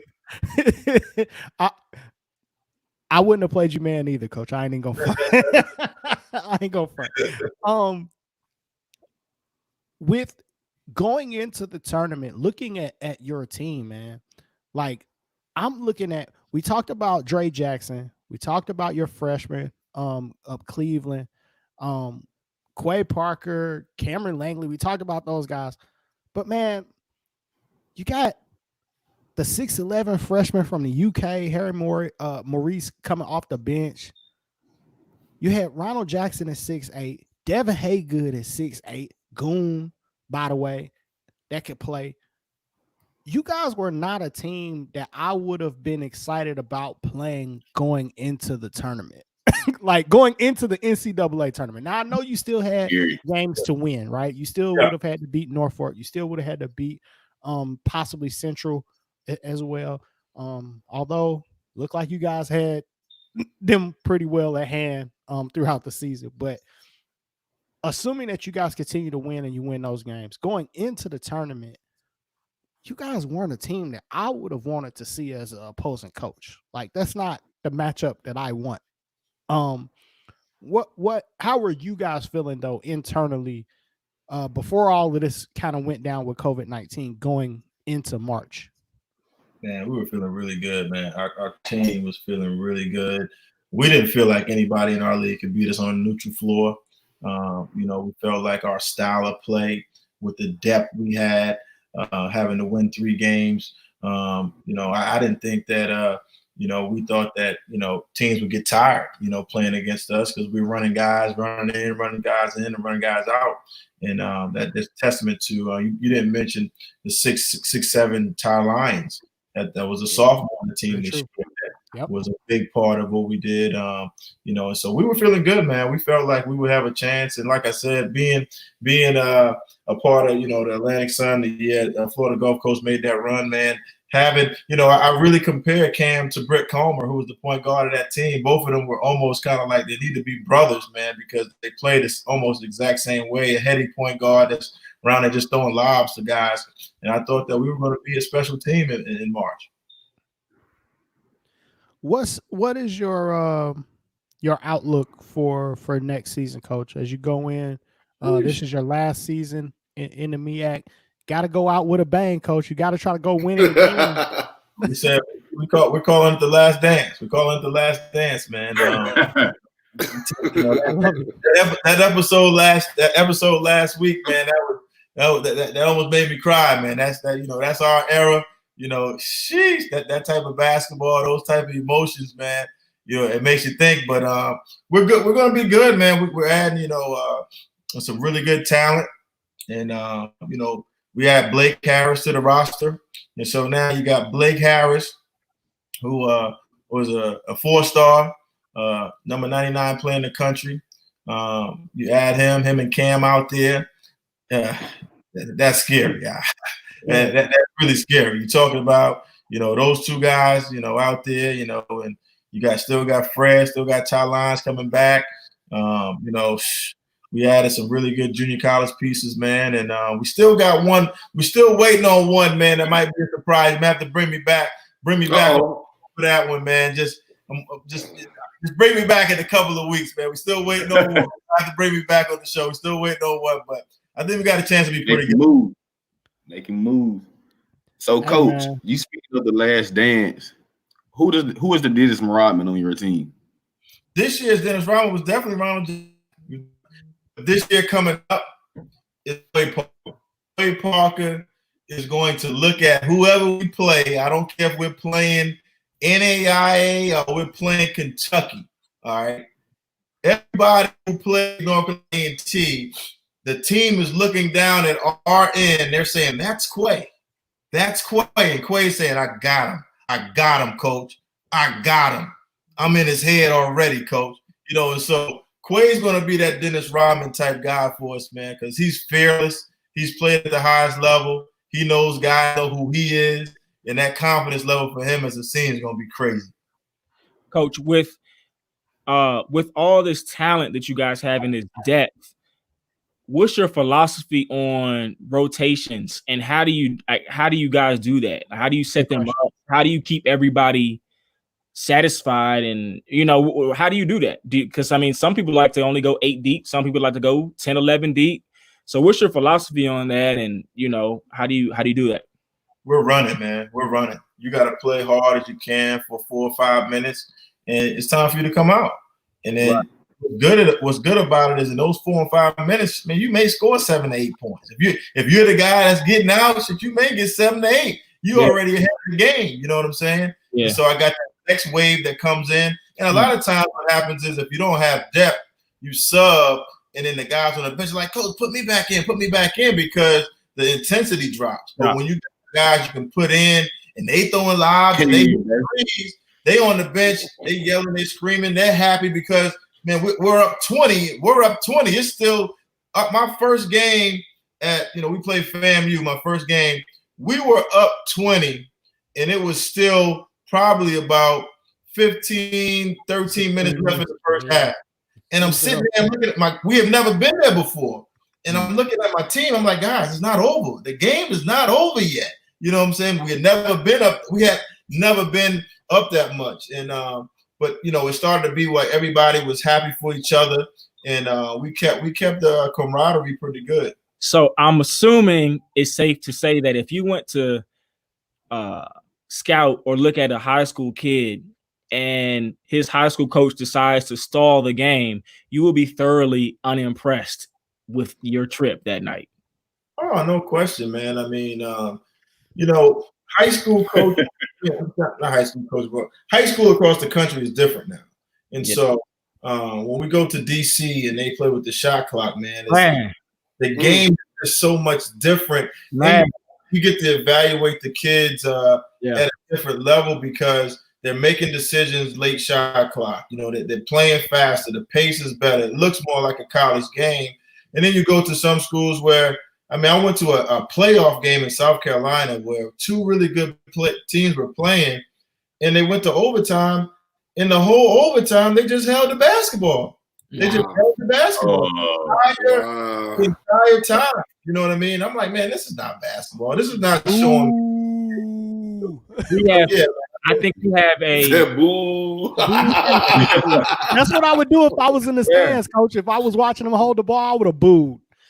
Now, in a sense of like the Pebblebrook Westlake scenario when they held the ball, I can see that. But I was booing y'all too. Yeah, I'm like, that ain't no excuse, Bryce. No, Bryce. I was booing y'all too, Bryce. Holding the ball, Bryce. I ain't letting you get off the button, Bryce trying to duck because he was holding the ball against Colin Sexton. He didn't want that smoke. If I had Chuma Okeke and I knew he could make one shot and we can win the game, I might hold the ball too. But in the state, I feel like we have a huge situation where we hold the ball for like the third quarter and most of the fourth quarter. We get up, or people get up, and in the third quarter, halfway through, and that's why the NCAA account was so good because we had shot clocks. I just thought I'd throw that in there. Are we gonna get a shot clock in Georgia? The team count. It's on the table. It's on the table. We need a shot clock. It's on the table. I think it Coach Jones. We don't want to watch this anymore. I think it would be good if they wanted to test it out. To test it out in June team camp, test it out in AAU, and then come high school season. You might have a feel for how it's going to look. Well, they can't do it AAU because GHS they don't regulate AAU. That's true. But I mean, yeah. But it's out there. Shout out to Roy Welch who's in charge of that. Trying to get it done where it's implemented in a 3-year stage. So at tournaments, then in region, and then everywhere in about a 3rd year. I'm with you, Coach Allen. I believe every really good coach wants a shot clock. Hey, if they can change the basketballs, they can give us a shot clock. And coach is telling us he's trying to score 80, 90 to 100 points. Kids love to run. Let's be honest. They would love. Well, let's even break it down even more. With a shot clock, you're not out the game with 3 minutes left, down 6. Right. You still got a coach. Got plenty of time. Yeah. So you're not down with a shot clock with 3 minutes left, down 10. You're still in the game. So, Coach, let me ask this though: have you seen the style of play impact your ability to recruit? Or is it still that people are catching on to the fact that, like, y'all trying to play UNLV type basketball? Are people still trying to catch up to that point? Or have you already seen some positive bumps in recruiting because of y'all style of play? I mean, kids obviously, the type of kids that we want to recruit. We want to recruit the kids that will flourish in that type of environment, and guys who can make shots, that have the confidence level. I don't take guys out for taking shots. I take guys out for not taking a shot. You know what I'm saying? I want guys to have so much confidence that if you shoot deep threes and you shoot that three and you don't make that first one and you hesitate on that second one, I'm taking you out. And you're going to say, Coach, I said, man, you didn't shoot the shot. You can make the shot, so why didn't you shoot the shot? That's the type of confidence that I want to give these guys so that when they go out there, is nothing that you can do. Your defense is gonna have to pick a poison. But if I give all the confidence to everybody to play their game and they're confident, then we're gonna score. I feel confident that we're gonna score. And so, whether we score 80 or whether we win an ugly game scoring 69 or 70, I think we're gonna be able to score the ball. Man, you sound like you got the offense for my boy Lil Hibachi. Hey, I'm sitting over here thinking about little AJ White. I'm thinking about Derek Harris. I'm thinking about he like them smoke. AJ White, Georgia guys. go. It's some Georgia guys that would look good in that Aggie crowd. I see Andrew playing there. Andrew, his mom went to a HBCU. So 100%. A lot of coaches come and they're talking to us throughout the weeks or whatever, and we talk a lot about defense. Mm-hmm.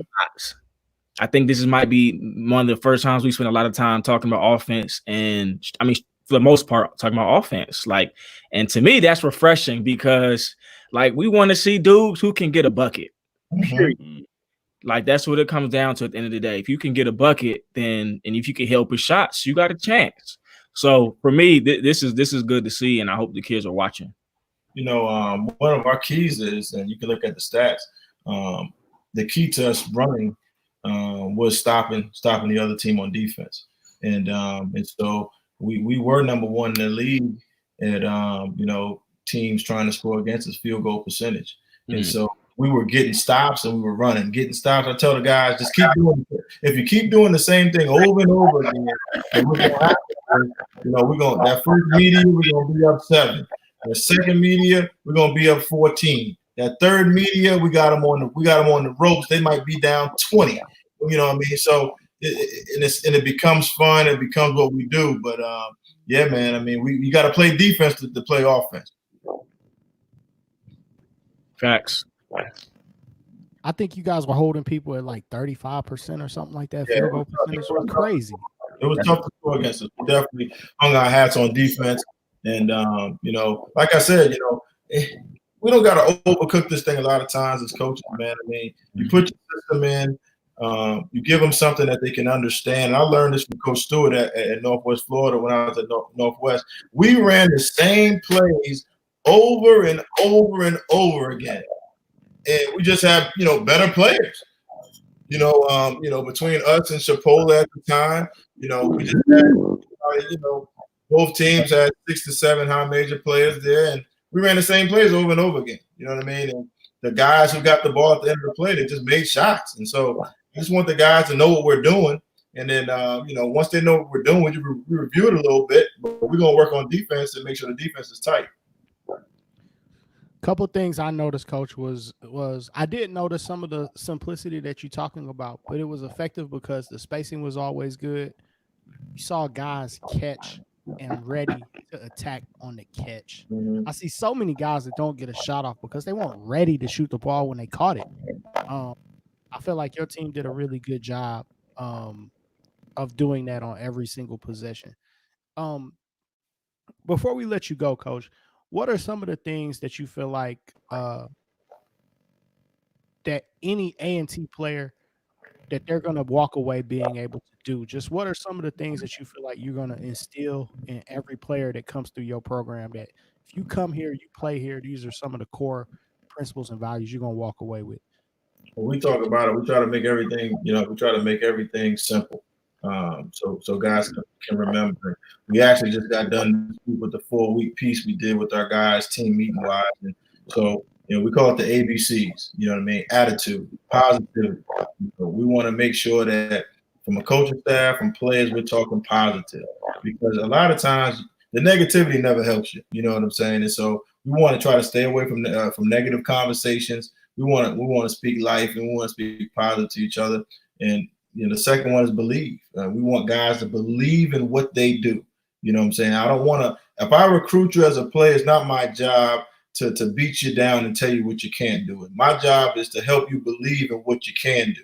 Okay, so if you believe you're a shooter and you believe you can play point guard, if you believe you can dunk, okay, then I want you to show me every day consistently that that's what you do. So when we go in between the lines and play for 40 minutes against somebody else, I expect you to do that. I want you to be prime time. You know what I'm saying? So the third thing is C, commitment. We want you to be committed. Don't come here on your recruiting visit and tell me you want to get to the league. Okay, and then I got to run you down to come in here to get extra shots. I'm going to call you out. I'm going to say you don't want to get to the league. Okay, you're just talking. Okay, and so just talking is not going to get you on the floor. I still like you. I'm not mad at you, but if you're not committed, then I can see that. You know what I'm saying? And then sacrifice. And so you come to school, you got that scholarship, you know, you post it on Twitter, you post it on Facebook. So now, what are you going to sacrifice to help you accomplish your goals? Are you going to make sure you go to class every day? Are you going to make sure you don't fall in love with the parties, you know, the things that's available out there? Are you going to have discipline? All of those things, all right, are going to help you be a really good basketball player. And it's going to really help you be a good man. All right, it's going to help you be a good husband. It's going to help you be successful in life. You have those ABCs, but some guys, they're sick. Okay, some guys are sick. And as coaches, we give them the information to try to help them be well. Okay, and so they don't want to be well because they don't want to come on time. Okay, they don't want to get in the gym. They want to fight what you're trying to give them. You're trying to give them relief that they can be successful, but they just get so caught up in themselves that they don't want the medicine. You know, they want to stay sick. And I try to tell our guys, I said, if you're sick, I'm gonna find out if you're sick. Okay, and I'm gonna try to give you some medicine and try to help you get well so you can reach your potential. And so those are some of the messages that we talk to our guys about. And a lot of them, you know, they get it. You know what I mean? You know, I give a shout out to Quay because, you know, everybody said, you know, that, you know, he wasn't going to be able to get it done, but he's going to get it done, and he's going to have a chance to achieve his goals. Coach, I love it. And that's exactly what one of my last questions was going to be. When you're dealing with so many transfers, I watched a transfer in the ASUN this year who just never looked like he was happy being there. And I wonder, with you guys getting transfers, does that happen a lot? Do you get guys that feel like because they came from another conference that they shouldn't be here, or they're too good to be here, or whatever, or down on themselves because they feel like that they failed because they're not high major? Do you guys have to have those conversations? Though I know that there's some other coaches in other conferences, one big leagues, that have had to have that conversation with some players. Have you guys experienced that? You know, man, not really, because we've been so good with the transfers, especially the 4-year guys. You know, Quay's situation was interesting because, you know, Quay's he's a phenomenon. You know, that kid he's popular worldwide. You know what I'm saying? And you know, the couple of conversations we had to have with him was merely about, man, get the rust off. Get the rust off. Everything's going to happen. It's not going to happen at the snap of your fingers. But if you get the rust off and trust the system, then it's going to happen for you. And you know, the funny thing with him, man, he got hurt. He broke his hand. Okay, he broke his hand right around Thanksgiving, and it was crazy because it made him have to shoot the ball perfectly. And so he had a splint on his left hand. In his right hand, it was a perfect form. So he's in the gym shooting before practice, just messing around, and it was perfect. And we were saying, man, what if that dude came back and this helped his shooting? And that's what happened. He came back, it helped his shooting, and the dude was shooting 40% from the three-point line. And you know, but it was just the process that you got to go through, man. Some guys, you know, you got to talk to them about the process, but you can't talk about the process with any kid if you don't have a relationship with them. If you don't have a relationship with them, if you can't level with them and get on their level and understand what they're dealing with. Okay, if you just come to them on your level because you want wins, you're not going to be able to reach them. But if you come down and understand what they're trying to accomplish, then a lot of times they'll understand the process and go out there and try to get it done. 100%. Coach, I feel like you've been in some of our practices, man. I appreciate it. It makes me feel like that maybe we're doing something right around my neck of the woods. For sure. I'm still in that ABCs, FYI. Yeah, you know, that's what it's about, man. You know, it's simple. I tell our guys, if you can't remember ABCs, you got issues, man. You got issues, man. For real. Well, guys, man, that's our show for the night. Coach, we definitely appreciate you, man. I wanna toss this back. First HBCU coach, man. Yeah, and we want to talk that talk, man. Coach of the year, first year out in the MEAAC, coach of the year, man. Here's to a successful season, man. You did a great job with your program, a great job with your kids. I wish I could have saw you in March Madness because I fully believe that you guys were gonna be there. But we'll be looking out for you guys next season. Definitely, man. I appreciate you guys having me, man. Coaches out there, AU coaches, high school coaches in Atlanta, Georgia, man. We're going to be in the building. We're going to be in the building, and we're going to definitely challenge you to send your kids to A&T. You know, one bit lead. I like competition, man, but you know, if we do our job, man, we want those kids to come to A&T, man. I appreciate it. For sure, man. That's our show, family. We don't get out. Oh, you know we don't get out without trying to tease these people, man. Hey, go ahead. Oh, we actually do, man. You're right. We got great teasers coming for this week and stuff too. You want to go? Hey, Huff, go. Minority Coaches Association stuff first, though. All right. Tomorrow, 5:00. Go follow Cam Daly. He has the HBCU roundtable that he's doing via Zoom. So make sure you follow Cam Daly, get the information if you want to jump on, hear more stuff from some HBUC coaches. He's got Andre Gray, who used to be at a HBCU, who's at UNCG. I'm pretty sure Will knows Andre. He's got Alfred Jordan, who's at Arkansas Little Rock, who used to be an assistant at Clark Atlanta.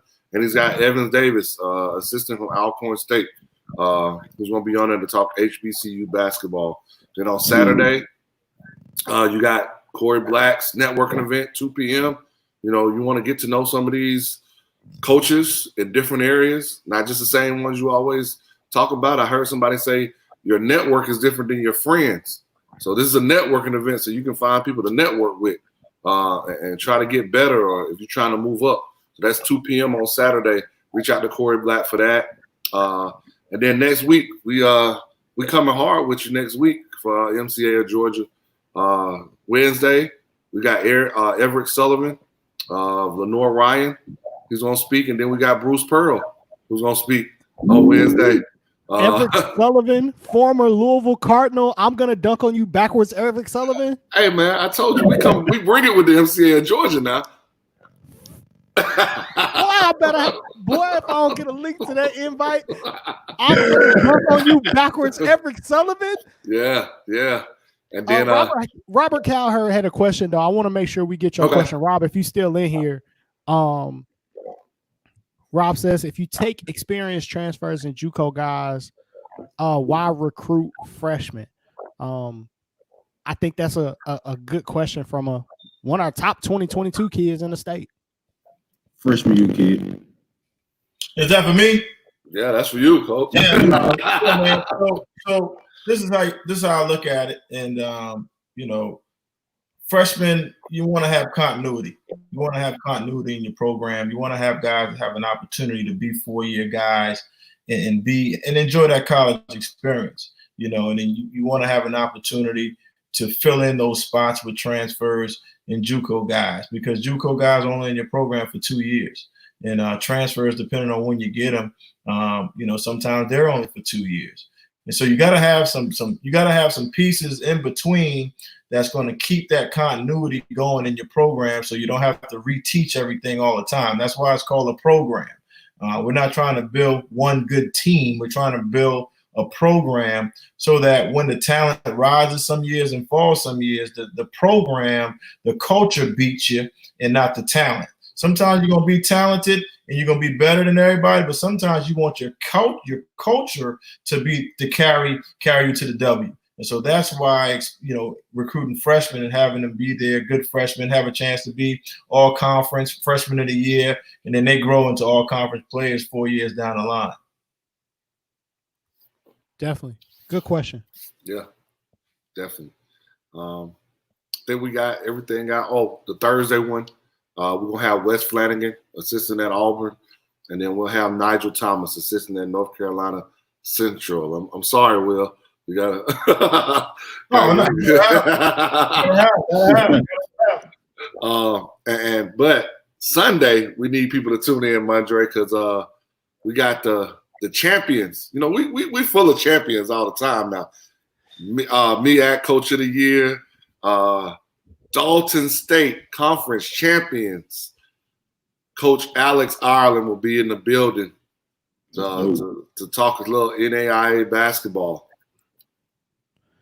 No doubt.